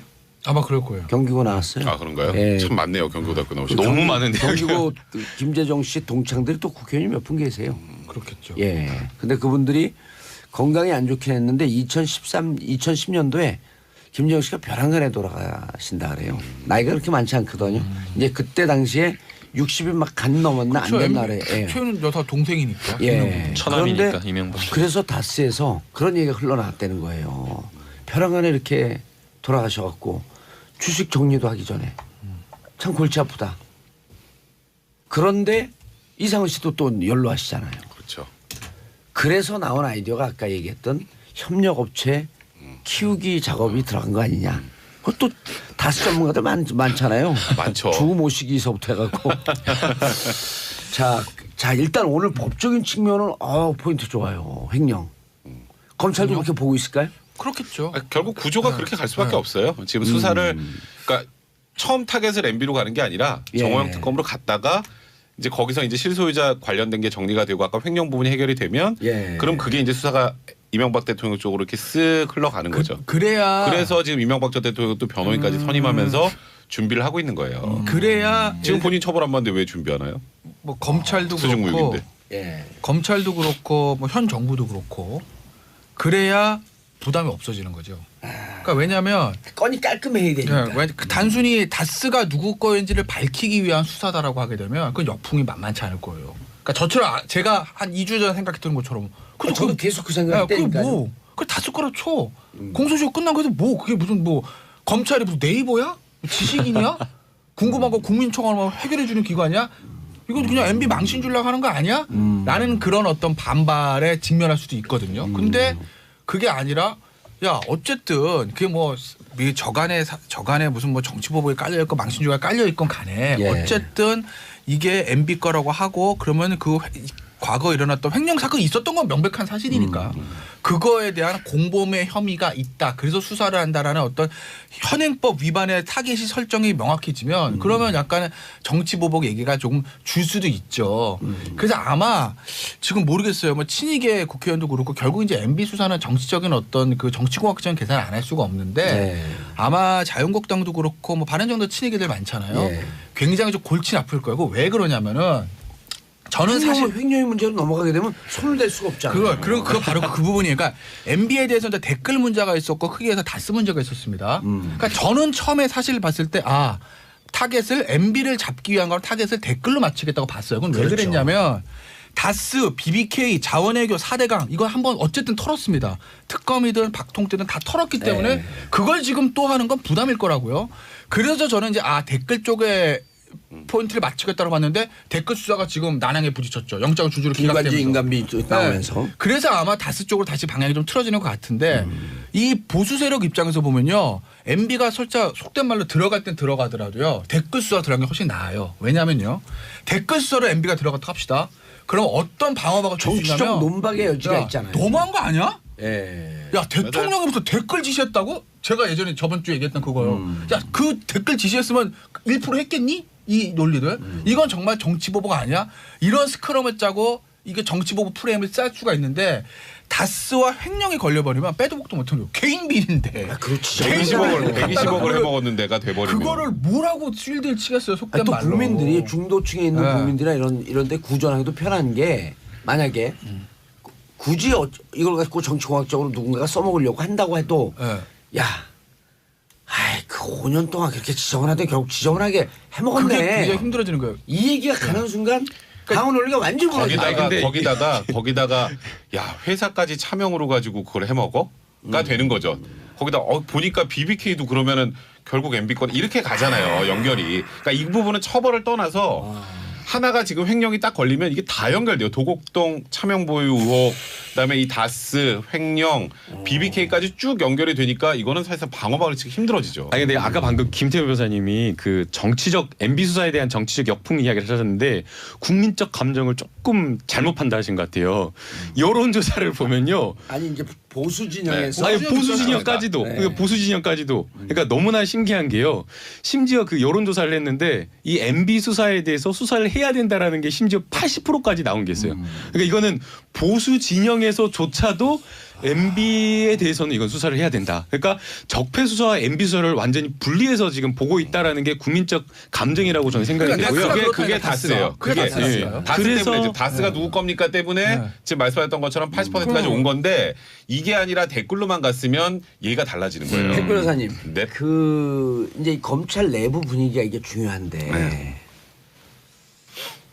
윤석열 중앙지검장이 2008년 정호영 특검 때 파견 검사였단 말이에요. 네. 네. 그러니까 이번에 정호영 특검에 썼던 다스 비자금 조성 혹은 다스 횡령에 대해서 수사를 해도 무슨 수사를 해도 이것은 그 색안경을 쓰고 볼 것이다 네, 네. 라고 하는 우려 때문에 동부지검으로 넘겼다라고 하는 게 표면적 이유거든요. 네. 그런데 이제 이 검찰 내부를 잘하는 변호사들의 얘기를 들여다보면 이 문찬석 차장검사는 일종의 검찰로부터 독립된 특임 검사 네, 그런 격으로 성격이죠. 넘겼고 그렇게 넘길 때에는 이미 9분 응선, 9.5분 응선을 다 넘긴 메이드된 증거들을 거의 다 넘겨준다. 그러니까 지금 그렇게 보는 시각이 많아요. 어쩔 수가 없어요. 왜냐하면 그 시각에 사실 대해서. 이 정도 그러니까 전직 대통령까지도 갈 수 있는 사건을 수사를 하는데 예. 중앙에서 안 하는 거 보셨어요? 생짜 넘길 수는 없잖아요. 그러니까 중앙에서 안 하는 거 보였어요. 그러니까 이게 다른 데로 갔다는 건 일단 윤석열 지금 지검장하고도 좀 분리를 시키고 윤석열 지검장도 좀 자유로워져야 되니까 예. 거기에다가 말씀하셨던 것처럼 어느 정도 정리가 된 상태에서 이제 말 그대로 이게 금융수사에 제대로 된 칼잡이한테 넘겼다 이렇게 이제 평가를 하는 거죠. 야, 이렇게 하는 거예요. 그리고 궁금해서요. 이게 금융 횡령을 가면서 지금 내부적으로는 완전 탄력을 받았겠는데요, 그럼? 탄력을 받고 MB는 방어막 치기가 굉장히 곤란해지는 거죠. 그러니까 모르겠어요. 그러니까 아직 뭐 수사는 해봐야 되지만 예. 뭐 MB 찍어서 대응을 좀 자제하는 걸 수도 있는데, 그러니까 반대쪽에서 나오는 얘기들은 계속 언론에 뭐 어쩌고 MB가 MB 거다 뭐 이런 얘기들 관련자 진술들 나오잖아요. 그 진술의 신빙성을 차치하고서라도. 근데 이제 MB 쪽에서 나오는 얘기는 일고의 가치도 없다 말고는 없거든요. 이제 구체적인 논거들을 좀 얘기를 해줘야 되는데 구체적인 논거들이 안 나온다는 거예요. 그러니까 예를 들면 아까 그 국정원 댓글 같은 경우에는 야 하다못해 야 대통령 그렇게 한가해? 그거 지시하는 게 맞아? 그리고 제가 했던 주장들 대통령 지시가 있었으면 1.5%기보다 더 많았겠지? 뭐 이런 나름의 어떤 근거들 방어막의 근거들이 방어막이 구체적으로 나오는데 있어요. 이 다스 문제에 대해서 MB 쪽에서 지금 워딩 나오는 걸 언론에 나오는 걸 보면 일고의 가치도 없는 걸 왜 그래? 이미 다 정리된 거 아니야? 이 얘기밖에 없거든요. 나한테 물어보지 마세요 하고. 나한테 뭐 이런 거밖에 없다라는 거죠. 그래서 아마 MB도 굉장히 고심할 거고 아마 아까 제가 했던 그런 부분들 박 전 대통령의 지금 뭐 태극기 부대들 있잖아요. 예. 박 전 대통령을 끝까지 그 사람들이 지지하는 가장 큰 논거 중에 하나가 그겁니다. 돈 안 받았는데 한 푼도 안 받았는데. 박 전 대통령이 구치소 버티는 이유 중에 하나 나 돈 내 주머니 하나도 안 들어갔어. 근데 특활비는 무너지잖아요. 아니 뭐 특활비 별도로 하더라도 이 뇌물에 관련돼서 그러니까 우리나라 정치인들과 유권자가 돈 문제 굉장히 민감하거든요. 네. 근데 MB가 만약에 이 횡령의 공범이다 이렇게 돼버리면 MB는 방어막이 없어지고 자유한국당의 보수 정치 세력을 본인의 우군으로 세워서 버티는 게 불가 힘들어진다는 거죠. 댓글이면 그게 돼요. 댓글이면 버틸 수 있어요. 근데 이 문제는 버티기도 쉽지 않고 만약에 이게 불거진다고 하게 되면 자유한국당도 굉장히 골머리를 갈 거예요. 여기서 선을 그어야 되나? 댓글이었으면 얘기가 달라지죠. 그래서 아마 알겠습니다. MB도 골치 아플 거예요. 알겠습니다. 샵 1035. 오늘 정리들 깔끔해요. 자, 이영래 변호사님 그룹 보냈어요. 김남국 변호사님 완전 팬이에요. 우리 사이 삼고 싶어요. 강남 변호사님 올해 결혼해야 되는데. 아, 그래요? 가까이서 보면 더더욱 삼고 아, 싶어요. 총각이었어요? 네, 총각입니다. 좋겠다. 자, 이혜령님 며칠 전 SBS에서 백 변호사님과 사진 찍었어요. 덕분에 시사에 관심이 많아졌어요. 아 고맙습니다. 예, 아까 그 사진 찍은 분 말씀하신데 그분 네, 같은데. 네 맞는 것 같아요. 0516님 김태현 변호사님 때문에 수요일이 기다려집니다. 너무 속 시원한 발언 이제 국회로 가십시오. 근데 0516님이 5.16 쿠데타를 찬양하는 모양은 아니겠죠? 번호가 아까 그 프로맨스 그거 아니라고 그랬던 분이 문자 사라졌네. 아 전경식님 저 여자예요라고 문자 왔어요. 아 예. 나이도 밝혀주셨으면 좋았을 텐데. 예. 나이를 여성한테 물으면 어떻게 해요? 실례예요, 실례. 그러니까 결혼을 그러네요. 하니까. 아니 뭐 참박. 아니 저는 이제 대시를 할 수 있지 아니 뭐 않습니까? 참박 돈막 다닐 때요 지금. 알겠습니다. 그럼 이게 뭐 비트코인인 줄 아세요 그냥. 위로 10살까지 그럼. 자 최경환 이후현 이 시각 영장 실질 심사 중 일단 영장 실질 심사가 모르는지 뭔지 모르는 청취자분들이 많아요. 사실 영장실질심사라는 건 일단 뭐 대부분 아실 것 같은데 구속영장을 발부할까 말까를 법원에서 이제 결정해 주는 거잖아요. 이게 우리 그 보통 서민들은 낯설어요. 그냥 구속영장 청구하면 그냥 나오는 건 줄 알죠. 이제 법원에서 한번 이제 더 판단하게 만들어 주는 건데. 아 이게 VIP들만 해주는 거 아니야? 이런 생각이 있거든. 그렇죠. 근데 예. VIP는 아니고요. 일반 사람들도 전부 다. 구속영장 청구하면 법원에서 이제 영장실질심사라는 걸 하는데요. 예. 이제 이게 저기 체포구속 동의안 이제 국회로 보내고 국회에서 본회의 보고만 하고 그냥 안 했죠. 예, 안 했죠. 네. 보고하면 24시간에서 72시간 사이에 의결을 해야 되는데 그냥 그걸 안 하고 회기를 맞춰버렸잖아요. 그리고 임시회기가 또 연기가 됐죠. 네, 그렇죠. 그래서 일단 검찰에서 그냥 구속영장을 청구한 건데 근데 이게 의견이 좀 분분하긴 해요. 그러니까 지금 법원에서도 아마 오늘 그 관련돼서 얘기가 나오긴 할 건데 아 이거 회기 끝나고 회기 중 아니니까 그냥 언제든지 영장 발부하면 되지 뭐도 있고 이게 다음 본회의 의결 전까지는 신병 확보를 유보해야 되는 거 아니야? 법적으로? 이렇게 생각하는 분들도 있더라고요.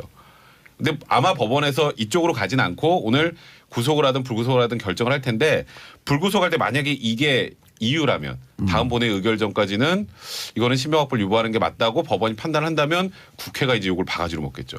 그 국회는 체포동의안에 대해서 어찌 보면 표결을 해야 약간 되나요? 꼼수가 돼버린 거니까. 표결을 해야 되나요? 네, 이제 그럼 그렇게 이게 만약에 법원에서 그렇게 판단한다면 이렇게 법리 해석을 한다면 다음 본회의에서 표결을 해야 될 수 있죠. 근데 법원에서 아마 그렇게 판단하지 않을 것 같고요. 구인장을 이미 지금 발부를 한 상태이기 때문에 출석을 해서 영장실질 심사를 받아야 된다라는 게 지금 일단 법원의 판단이고요. 두 분은 출두 안 했어요? 아니 일단은 이우현 의원은 오늘 이제 오전에 출석을 제가 예. 오면서 출두하는 장면을 봤고요. 예. 그래서 그렇고. 그 혐의 사실 내용 자체를 보게 되면 최경환 전 의원 같은 경우는 처음에는 돈 한 푼도 안 받았다고 하면 뭐 할복하겠다 이랬는데 또 내용 뉘앙스가 조금 바뀌어가지고 뇌물을 받은 적이 없다라고 지금 이야기가 바뀌고 돈을 있어요. 받았는데 뇌물은 아니었다. 그 잘 모르겠어요. 이제 본인한테 직접 물어봐야 술 먹고 되는데. 운전했는데 음주운전 아니었다 이런 얘기 네, 아니에요? 그러니까 아마 오늘 판사님이 돈은 받으셨어요 안 받으셨어요 이걸 영장실질심사에서 그런 것들을 물어볼 거거든요.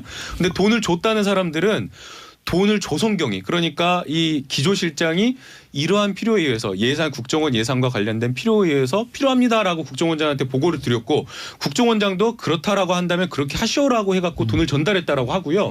그 다음에 기조실장이 돈도 그냥 본인만 이렇게 전달했다는 게 아니라 내가 부인을 하니까 이렇게까지 했어요. 내가 혼자 한 게 아니라 국정원 직원까지 같이 갔다. 국정원 제가 기조실장을 한 1월 첫 주에 보니까 지금 현 기조실장님을 보니까요 비서가 항상 따라다니시더라고요. 그러니까 이와 관련된 기조실장 이름을 잊어먹었는데 누구였었죠? 이현수. 지금은 신현수인가? 신현수 변호사님. 네네. 예, 지금 그땐 이현수였었죠. 네네. 그래서 승들을 바꿔서 왔다. 돈을 그때는 헌수 신현수 변호사님. 헌수와 현수죠. 그래서 돈을 전달했다라고 하는 그 진술 자체가 너무나 명확하게 나와 있는 지금 상황이기 때문에 영장 발부의 가능성이 지금 높다라고 두 분은 지금 출두 안 보입니다. 했다는 거죠? 아니요. 출석했어요? 이우현 의원은 했고, 출석했고. 10시에 출석하는 거 제가 이제 네. 기사가 한 번은 떴습니다. 봤고 예. 최경환. 네. 최경환도 오늘 출석한다고 하는데 그것까지 아직 확인 못했어요. 기사가 지금 나오진 네. 않아가지고요. 만약 출석 안 한 상태에서 구속영장이 발부되면 어떻게 돼요? 출석 안 해서 구정도 발부 안 되죠. 아니요. 출석 안 할 수도 있어요. 안할 수도 있는데 아니, 그러진 않을 본인이 거예요. 자체가 그냥 영장실질심사에서 포기. 진술권을 포기하겠다고 하면서 법원에서 그냥 포기를 하겠어요. 기록만 보고 판단할 수 네. 있거든요. 예. 포기를 하진 않을 거고. 그럼 출석을 해야겠네요 오늘. 그렇죠. 아마 저기 영장은 저는 발부될 가능성이 높다고 봐요. 두 사람 다 높다고 보고 최경환 의원 같은 경우는 아까 이제 김남국에서 얘기했던 건 뇌물이 아니다라는 얘기는 아마 제가 한번 예전에 그 말씀 드렸을 거예요.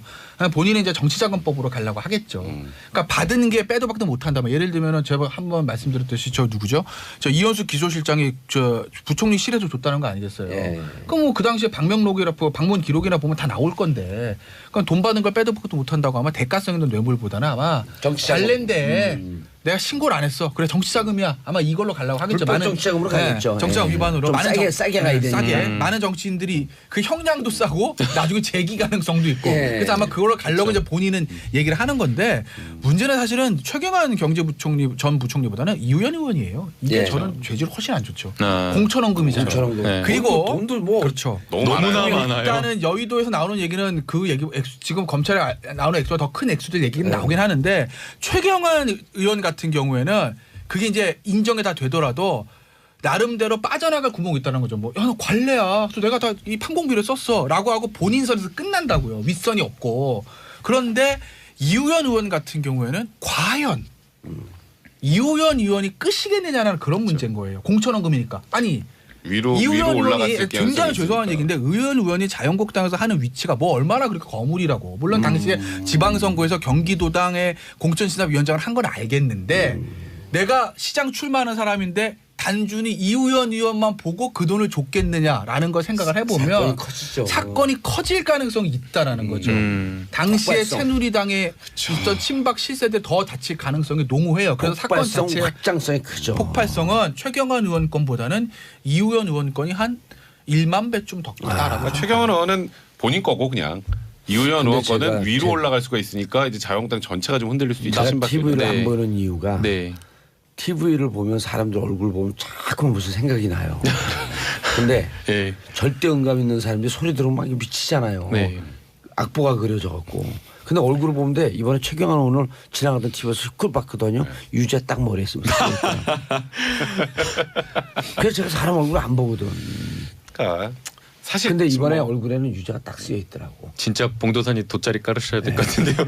그렇죠. 뇌물을 만약에 벗어날 수 있을 수도 있지만 아니 뇌물은 벗어날 수 있어요. 네, 있어요. 그거는. 근데 정치자금법은 이제 이현수 기소실장의 진술이라든지 그 구체적 정황들이 좀 일단 언론 보도로 나온 것만 네. 보면 그럼 좀 이현수 기소실장도 구체적이라서. 여기서 빠져나가야 되거든요. 나는 국정원장의 지시에 의해서 전달자였다라고 이렇게 가야지. 아 내가 무슨 대가가 있었고 내가 직접 뇌물을 줍니까? 그러니까 이현수 기조실장 뭐 구속영장 청구하지도 않고 아무것도 안 하잖아요. 있는 그대로 지금- 다 얘기를 하니까. 지금 뭐 그것도 사실상 플리바겐이라는 얘기가 나오는 그렇죠. 상황이죠. 네, 네, 네. 사실 뭐 지금 그 진술 때문에 얼마나 커졌어요. 이현수 기조실장 때문에 박근혜 전 대통령도 지금 특활비 문제. 공소장 하나 또 쓰고 있습니다. 검찰에서 특활비 때문에. 그러니까. 그건 이제 박근혜 전 대통령 안 만나줘도 워낙 증거들이 많으니까 진술도 워낙 많고 거기다가 지금 뭐 최경환 의원도 사실 그쪽이죠. 그러니까 이제 검찰 입장에서는 굉장히 고마운 존재죠. 이현수 기조실장 같은 경우에. 이현수 실장 같은 네. 경우에. 그리고 그분은 원래 그 전통적인 국정원맨 아닌가요? 전통적 국정원 매니저. 아 국정원맨들 그래서 이제, 예. 입장에서는 정치인들 싫어해요. 국정원장이 여러 차례 바뀌었는데 예. 4년 동안 계속 자리를 버틴 기조실장. 그래서 이제 예. 좀 약간 엇나간 얘기지만 남재준 원장이라는 그전 원장들이 그 얘기를 하는 거죠. 야 우리가 결정해서 오더를 내렸다고 이현수 당신이 이거 하자고 그래가지고 우리가 승인한 거잖아. 저기는 왜 영장 안 쳐? 이 얘기를 이제 전 국정원장들이 하는 거예요. 에휴. 정통 국정원맨이고 본인들보다 누구보다 국정원의 시스템과 과거에 있었던 특활비를 너무 맞아요. 잘 알고 있으니까 당신이 기한해가지고 원장님 이거 하셔야 됩니다. 올라온 거 아니야. 그래서 우리가 사인만 했을 뿐인데 왜 우리는 구속되고 너는 괜찮니? 이 얘기를 이제 하는 거예요. 아니 우리 바지 저고리였었잖아. 당신이 다 하고. 어? 아니 그거를 저는 무능한 사람이었습니다라고 하는 게 우병우 수석이 빠져나온 논리였었잖아요. 그렇죠. 처음에. 알겠습니다. 자 세 분 인사하시고요. 네, 고맙습니다. 네, 감사합니다. 자, 김남국 변호사 앞으로 자주 나오세요. 네, 감사합니다. 자 저는 광고 듣고 4부 알쓸경제로 돌아옵니다. 채널 타고 정봉재 정치쇼 4부 순서 들어가겠습니다. 죄송합니다. 저희가 불을 못 봤어요. 알아두면 쓸데 있는 경제 뉴스. 자 2부 3부가 너무 뜨거웠어요. 함께 하실 분 뜨겁게. 정철진 경제평론가님. 네, 안녕하십니까. 예.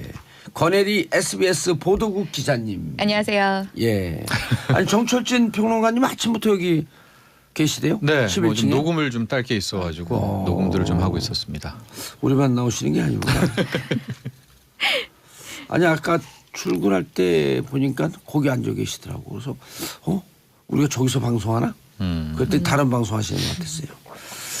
첫 번째 경제 이슈. 정부 보유세 개편 공식화? 네, 그렇습니다. 어제 이제 여기 보유세는 참여정부의 트라우마가 있어서 아픈 손가락 예. 이죠. 예. 트라우마가 있어서 손을 댈까 말까 고민하고. 그렇습니다. 그래서 어제 이제 작가분하고 예. 뭐 할까 오늘 아이템을 하다가 제가 느닷없이 예. 어떤 과거 기자의 어떤 느낌으로서 보유세를 해야 되겠다. 예. 라고 이제 얘기를 해서 보유세를 진행이 됐는데 어젯밤에 이제 완전히 공식화됐고 정부의 조세재정개혁특위에서 첫 번째로 이 보유세 인상에 대한 논의를 공식화하겠다. 이러면서 막 여러 가지 안까지 막 갑자기 나온 거예요.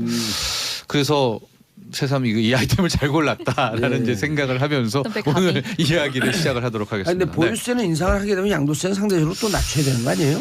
그런데 이제 실제로 이제 이런 게 있어요. 보유세라는 게 들고 있을 때 내는 세금이 있고 양도세는 팔았을 때 그 수익에 대해서 매기는 게 있고요. 또 안에 거래세라고 해서 이제 취등록세가 있지 않습니까? 예. 근데 어제 나온 뭐 개편 방향을 살짝 좀 먼저 개괄적으로 말씀드리면은 보유세는 인상하는 쪽으로 가되 양도세는 안 건드리고 이 거래세 부분, 그러니까 취등록세를 낮추는 이제 그런 형태로 간다라는 쪽의 방향을 잡았거든요. 네. 근데 정통적으로 보유세를 올리게 된다면 양도세까지도 실은 낮춰주는 것이 정통으로는 맞죠. 근데 지금 우리 같은 경우에 4월부터 오히려 양도세가 중과되거든요. 다주택자 같은 그렇죠. 경우에는. 그렇기 때문에 과연 이것을 시장이 어떻게 받아들일까? 네, 뭐 한번 살펴봐야 될 것 아니 같습니다. 어떻게 받아들일까라고 하는 얘기를 하시기 위해서 오신 거 아니에요? 그렇습니다. 일단은 이 보유세에 대해서 우리 청취자분들이랑 A부터 Z까지를 한번 좀 이야기를 해볼 필요가 있습니다. 왜냐하면 우리가 보유세 인상하라 하는데 막상 보유세가 뭐야? 혹은 보유세가 얼마야? 어허. 확 대답을 즉각적으로 하시는 분들이 많지는 않아요. 예. 예, 보유세라는 게 크게 두 가지입니다. 그러니까 집을 갖고 있거나 토지를 갖고 있거나 뭐 상가, 주택을 갖고 있을 텐데 재산세와 종합부동산세, 재산세, 종부세 이제 두 개로 나뉘게 되죠. 보유세가. 예. 예. 재산세는 실은 뭐 토지, 주택, 상가를 소유하고 있는 분들에 한해서는 다 내는데 이게 지방세입니다. 세율은 0.1%에서 0.4%. 그러니까 가액에 따라서. 그다음에 또 한 축이 종부세, 종합부동산세인데 이거는 주택과 토지예요. 그러니까 상가를 들고 있을 때는 종부세 대상은 아닙니다. 상가는 이제 또 다른 라운드이기 때문에 그런데 뭐 종부세 같은 경우에는 다주택자 6억 이상, 1가구 1주택자는 9억 이상부터 매겨지게 된다. 토지는 5억 이상인데요. 종부세 세율은 0.5%부터 2%. 그래서 만에 하나 내가 종부세 2%를 냈어라는 분은 실은 들고 있는 주택이나 토지 가액이 94억 원 이상 되는 분들에 한해서 이제 매겨진다라는 겁니다. 그래서 그동안 보유세 올려라는 재산세를 올릴지 아니면 종부세를 올릴지 여기에 대한 논의였던 것이죠. 네. 근데 지금 정부의 방침은 뭘 올립니까? 근데 이제 세율을 건드리면 이거는 법을 바꿔야 되는 입법인 것이고 아마 세율을 인상을 하면 바로 또 위헌 법률 이게 또 들어옵니다. 헌법소원 또 갑니다. 예. 실질적으로 노무현 정부 때 있었던 것도 결과적으로 헌법재판소 가지 않았었습니까? 그래서 어제 나온 것들이 이 세율을 올리는 것은 하지 않겠다. 아주 쉽게 말씀드려서 과표라고 있죠. 예. 과세 표준을 좀 더 제대로 반영하겠다. 이게 이제 공정 시장 가액 비율이라는 건데 이것을 아주 쉽게 얘기하면 제대로 잡겠다라고 해서 현재 뭐 주택 토지 뭐 80% 재산세 종부세가 70% 80% 이런 거를 10% 포인트씩 올려서 과표를 키우는 방향으로 현재 간다. 부동산을 갖고 있는 분들이 시세와 공시지가가 좀 차이가 나는데 괴리가 나니까. 네, 보통 지금은 그래도 많이 올라갔어요 이제. 올해가 특히 작년이 많이 올라왔다고 하더라고요. 네. 시세에 비해서 대비 한 80%까지 70% 80%서 80%까지 올라온 것을 좀 더 10% 포인트 더 정도 올리겠다. 그렇고 올리겠다. 이거는 법을 안 고쳐도 되거든요. 그러니까 이 정도에서 아마 방향을 잡은 것 같은데 과세 뭐를 올린다 그런 거예요 그게. 이게 공정시장 가액 비율이라는 겁니다. 이제 곱하기 몇 하는 건데 이거를 100%로 채우겠다라는 게 약간 어렵지만 이거 다 아실 필요 없고 쉽게 말해서 그렇게 이해하시면 돼요. 제대로 되는 이 시세를 반영하는 쪽으로 간다. 시세와 공시지가의 차이를 없애겠다 거의. 없앤다기보다 해가지고 높이겠다. 예. 예, 공시지가초를 높이겠다라는 건데 아직까지 방향도 안 정해진 게요. 재산세와 종부세를 다 같이 할 것인지 재산세는 두고 종부세만 할 것인지 여기에 대해서 이게 첨예한 조세 조항과 갈등이 나옵니다. 또 종부세만 하게 되면 네, 참여정부에 종부세 악몽 그 떠오를 거 아니에요. 그렇죠. 하고 실질적으로 종부세를 현재 내고 있는 분들이 40만 명 정도예요. 근데 이 사람들 같은 경우에는 만약에 올린다. 예. 뭐 더 세금을 내라. 버팁니다. 여유가 되죠. 그랬기 때문에 실질적으로 그 종부세만 또 올린다는 것은 우리가 이걸 보유세 올린다는 것이 큰 틀에서 부동산 가격을 떨어뜨리려는 거 아니겠습니까? 예. 그러니까 이제 물량을 많이 내놓으라 하고 팔아가지고 하라는 건데 그러기에는 또 그렇잖아요. 그럼 재산세까지 함께 건드린다? 조세 이거는 조항이 심하시네. 어마어마하고 그래서 지금부터 논의를 시작을 해서 상반기 내에 결론을 낸다고 합니다. 지방 정부들은 좀 좋아하겠네. 그렇죠. 좋아하죠. 예, 지방세가 올라가니까. 네. 하고 실질적으로 아마 실제 보유세 인상에 돌입한다면 부동산의 가격은 떨어질 것 같아요. 저는 이번에는 노무현 정부 때와는 달리 떨어질 것 같은데 그럼에도 불구하고 저는 아직은 보유세 카드는 쓰면 안 된다는 쪽인데 전에도 말씀드렸지만은 보유세를 쓰면 이제 판이 경제판이 아닙니다. 바로 정치 논리로 가고 있기 때문에 뜨거운 감정. 네, 저는 오히려 그게 또 다른 논란이 되거든요. 그래서 일단은 좀 아끼고 아꼈으면 하는 쪽에 저는 한 표를 던지고 아니 있습니다. 양도세를 같이 건드렸고 양도세를 낮춰주면서 네. 보유세를 올리게 되면 근데 전체 이제 세수 균형을 좀 봐야 될 텐데 예. 그렇게 하면은 조세 조항이 좀 덜하지 않을까요? 예, 그런데 어제 나온 걸 보니까 양도세에 대한 얘기는 빼고 일단은 거래세, 취등록세만 낮춰서 조세 형평성을 맞추겠다라고 했는데 실질적인 원래 조세 형평성을 맞추려면은 보유세를 올리면 양도세를 낮추는 것이 이제 정책 형평성입니다. 지금 부동산 대책의 키포인트죠. 다주택자들의 대상으로 한 키워드이기 때문에 그렇죠. 4월부터 실시가 되죠. 중과가. 예. 네. 그러니까 그 앞뒤가 안 맞으니까 이제 거래세를 건드리게 된다라고 하는 그런 쪽으로 방향을 잡았어요. 예, 작심 삼겹. 이분 워딩이 이런 분들 머리 좋은 분들 같아요. 네. 저는 이문세, 비욘세밖에 몰랐는데 보유세를 제대로 배우네요. 예. 그렇습니다. 정철진 씨 박수입니다. 덕분에 보유세 제대로 배우네요. 네. 그리고 이게 진행자의 덕이에요. 왜냐하면 제가 모르니까 자꾸 반복해서 물어보거든. 이거는요 교재가 없잖아. 교재 보면서 들으면 이해가 되는데 교재를 봐면은 이거 이해 안 가요 오히려. 아니 그러니까 이게 뭔 말인지 교재가 모르죠. 어렵게 쓰여있기 네, 때문에 네, 그렇습니다. 그러니까 반복해서 또 라디오는요 이게 장점이야. 집중해서 듣거든. 그렇죠. 하고 이렇게 좀 짧게 예. 간략화할 수 있어서 좋은 것 같아요 정치. 지난번에 어떤 분은 집중해서 듣다가 고속도로 잘못 들어섰대요. 그거 제가 들었죠. 어차피 잘못 들었으면 쭉 끝까지 가보세요. 그럼 부산까지 가는 거예요. 그냥. 그렇죠. 이거 오늘 두 분 다 박수네요. 8114님 저는요 종부세 내보는 것이 소원이네요. 저도요. 아까 그 얘기도 또 핵심이에요. 종부세 내는 분이 40만 명밖에 안 되기 때문에 보유세 중에서 종부세 건드려 봐야 네. 세수 효과. 버티기로 들어가죠. 그렇죠. 네. 다 여유 있는 분들이니까. 그렇습니다. 노무현 정부 때도 그때도 이 두 마리의 토끼였거든요. 그러니까 이거를 자기가 갖고 있는 물량을 내놔야지 가격이 좀 떨어지죠. 떨어지는 특히 거거든요. 서울, 예. 서울 중에서 강남이라든가 이런 강남 알짜 지역은 중에서도 청담동. 뭐, 청담동 중에서도 벙커. 벙커 왜 나오지? 그랬기 때문에 하고 보유세 인상이란 그 자체가 진짜 정치 논란입니다. 정치 논란을 던질 것 같아요. 그래서 저의 바람은 이 다주택자 양도세 중과 이 4월 정도로 일단 시장이 좀 안정화됐으면 하는 이제 그런 중과를 바람이죠. 먼저 하면서 보유세는 압박 수단으로 완성된 카드를 갖고 있으면서 밀당을 계속하자. 그렇죠. 던질까 말까. 던질까 연구는 말까. 계속 하되 특위에서. 예. 아니 보유세 올리는 게 1주택자도 해당, 다주택자 9억 다 원. 해당. 다. 그렇습니다. 재산세는 이건 예. 금액으로 해당. 토지 주택 상가에 있는 분들은 만약에 다 해당이 되는 것이죠. 예. 우리 PD님이 다주택자인가? 2주택자를 왜 자꾸만 물어봐요? 왜냐하면 이거는 그 재산세 보유세는 네. 금액으로 따지는 거 아니에요? 그렇습니다. 하고 재산세는 예, 금액으로 따져가지고 뭐 예. 6천만 원 이하가 0.1%부터 많게는 0.4%까지. 그러니까 예. 토지가 있거나 주택이 있거나 상가에 있으신 분들은 다 재산세를 내고 있기 때문에 예. 큰 틀에서는 이분들도 오너들은 다 보유세 인상의 대상인 것이죠. 전반적으로 OECD 국가의 그 세 흐름은 어떻습니까? 양도세, 보유세 보게 되면. 그러니까 우리가 낮은 편이에요 보유세가. 그러니까 앞서 말한 것처럼 우리가 그 가난한 재산세, 나라에 종부세, 썼으니까 예, 보유한 게 없었잖아요. 그렇죠. 그래서 우리는 한 뭐 평균이 0.9% 정도 되거든요. 예. OECD 평균이. 북한의 근데 보유세는 어떻게 됩니까? 북한의 보유세는 모르겠습니다 현재. 미국 같은 경우에는 보유세가 2.48%. 우리는요. 우리는 이제 보유세, 재산세, 종부세 합쳐도 예. 한 0.8%. 그러니까 낮은 게 맞죠. 일본도 1.87, 유럽 가면 일단은 뭐 2, 3% 정도 되니까. 그런데 여기에 대한 반론이 있죠. 예. 우리는 양도세가 또 세잖아요. 아, 양도세. 네, 그러니까 집 팔았을 때 그 양도 차익에 대한 세금이 또 우리는 세기 때문에 이런 점들을 통해서 보유세만 올리면은 당연히 양도세는 낮춰야 낮추는 된다. 것이 맞다라는 거였는데 전체 국가 세수 세수 안정화 정책과 이렇게 연동돼 갖고 가게 되면 네.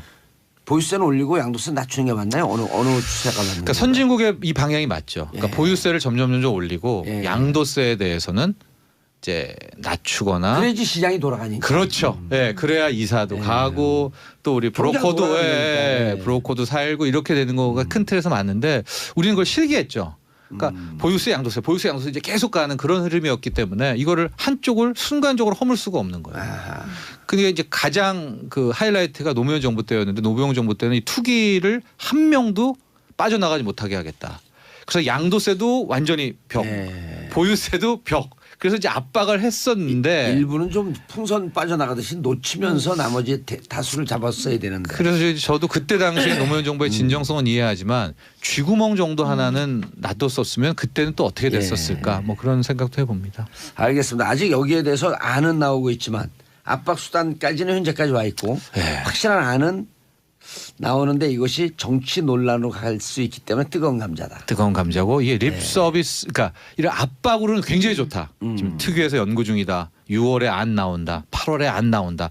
아마 이 정도의 이야기만으로도 시장은 굉장히 좀 떨고 있지 않을까 이런 생각합니다. 금리 인상 얘기는 왜 나오죠? 그럼? 금리 인상이 예. 한국은행이 당초에 지난 11월 말에 6년 5개월 만에 했죠. 예. 한번 단행을 하고 나서 1분기에 1, 2, 3월에 또 한다라고 얘기가 있었는데 좀 짧게 설명드리면 어저께 이주열 한은 총재가 갑자기 아니다.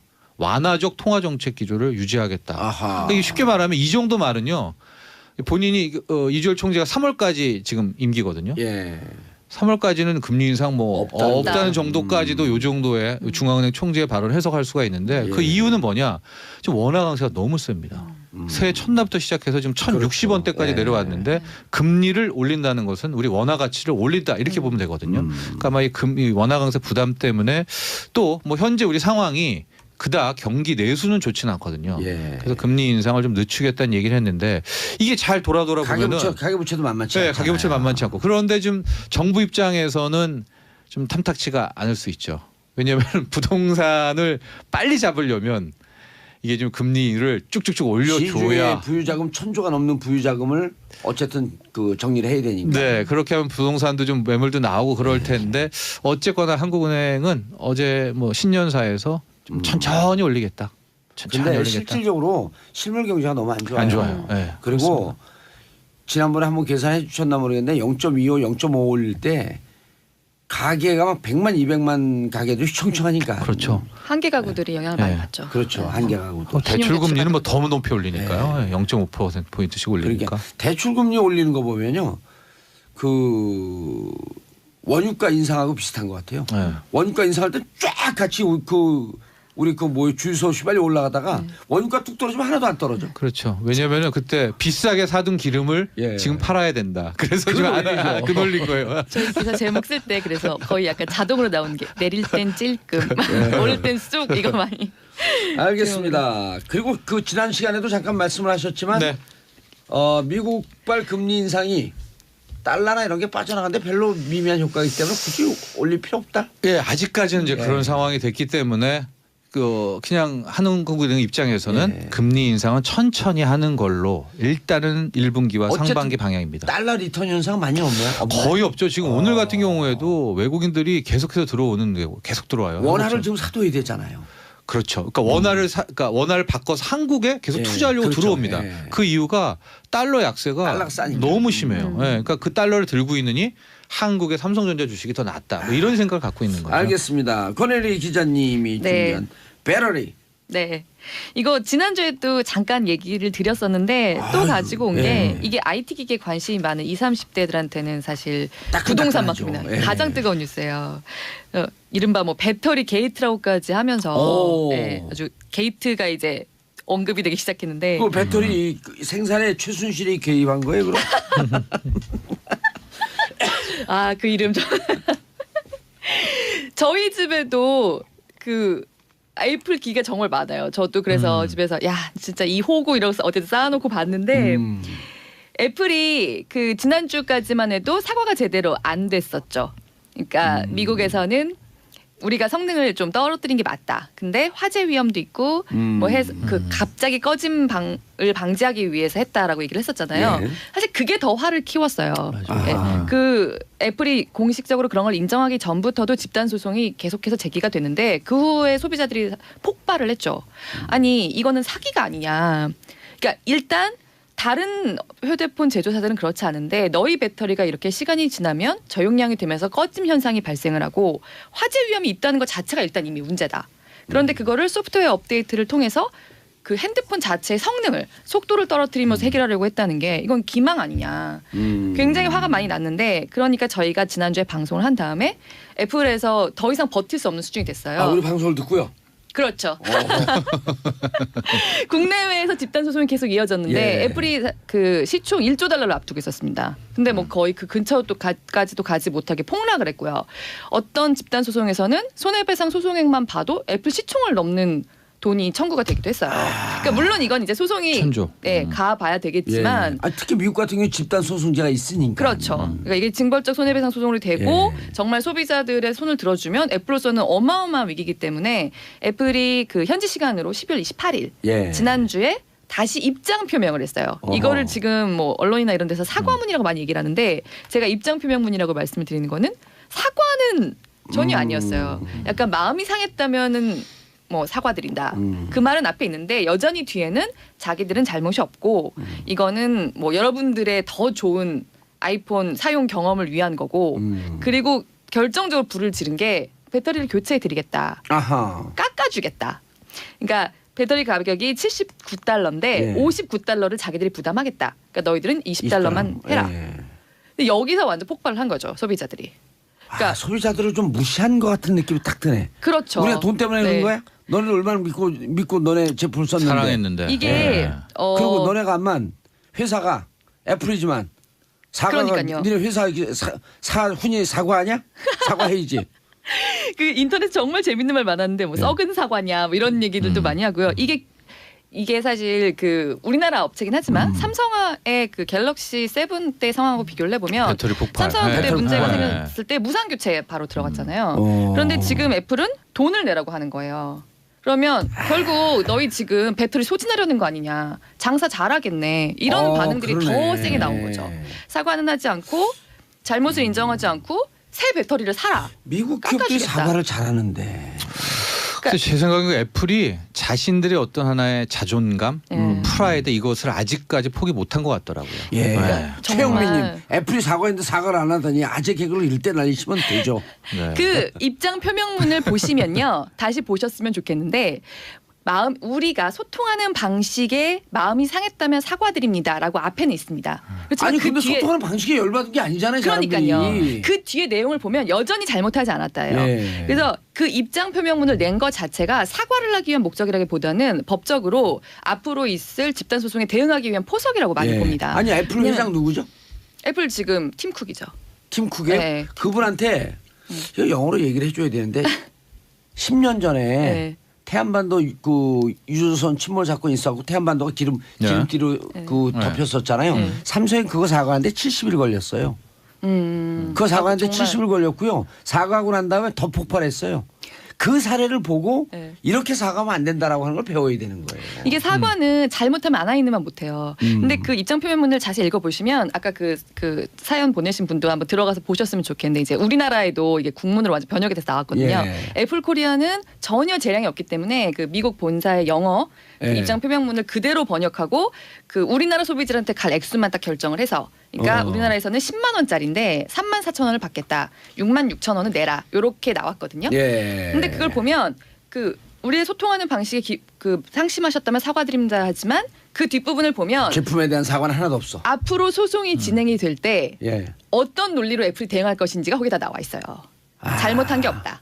네, 소비자를 왜냐면 기망하지 인정하게 되면 그렇죠. 집단 소송에 자기들 그렇죠. 불리할 것 같으니까. 고의로 기능을 저하시키지도 않았고 그것을 소비자들에게 일부러 숨기지도 않았다. 그러니까 지금 제기되는 손해배상 소송들의 근거가 없다라고 하는 앞으로의 애플의 대응 논리가 들어있는 사과문이에요. 그거를 사과로 받고 받아들이신다면 난이 지금 대한민국 국회의원들이 국민들에게 집단적인 사랑을 받을 수 있는 절호의 찬스거든요. 어떤 식으로요? 전에 우리가 이 햄버거병 할 때 집단 소송제 도입하자라고 할 때 별로 이렇게 느낌이 안 왔어요. 네. 물론 그 피해 당한 부모님들은 너무나 고통스럽고 이걸 좀 해주길 바랬지만, 근데 집단 소송제, 징벌적 손해배상 제도가 도입이 돼야 되는데 지금 애플의 사태를 봐라. 국회의원들이요. 애플을 향해서 공격하기 위한 이 청년들의 지지를 받기 위해서 빨리 집단 소송 제도를 도입해라. 그럼 여야가 다 할 것 같아.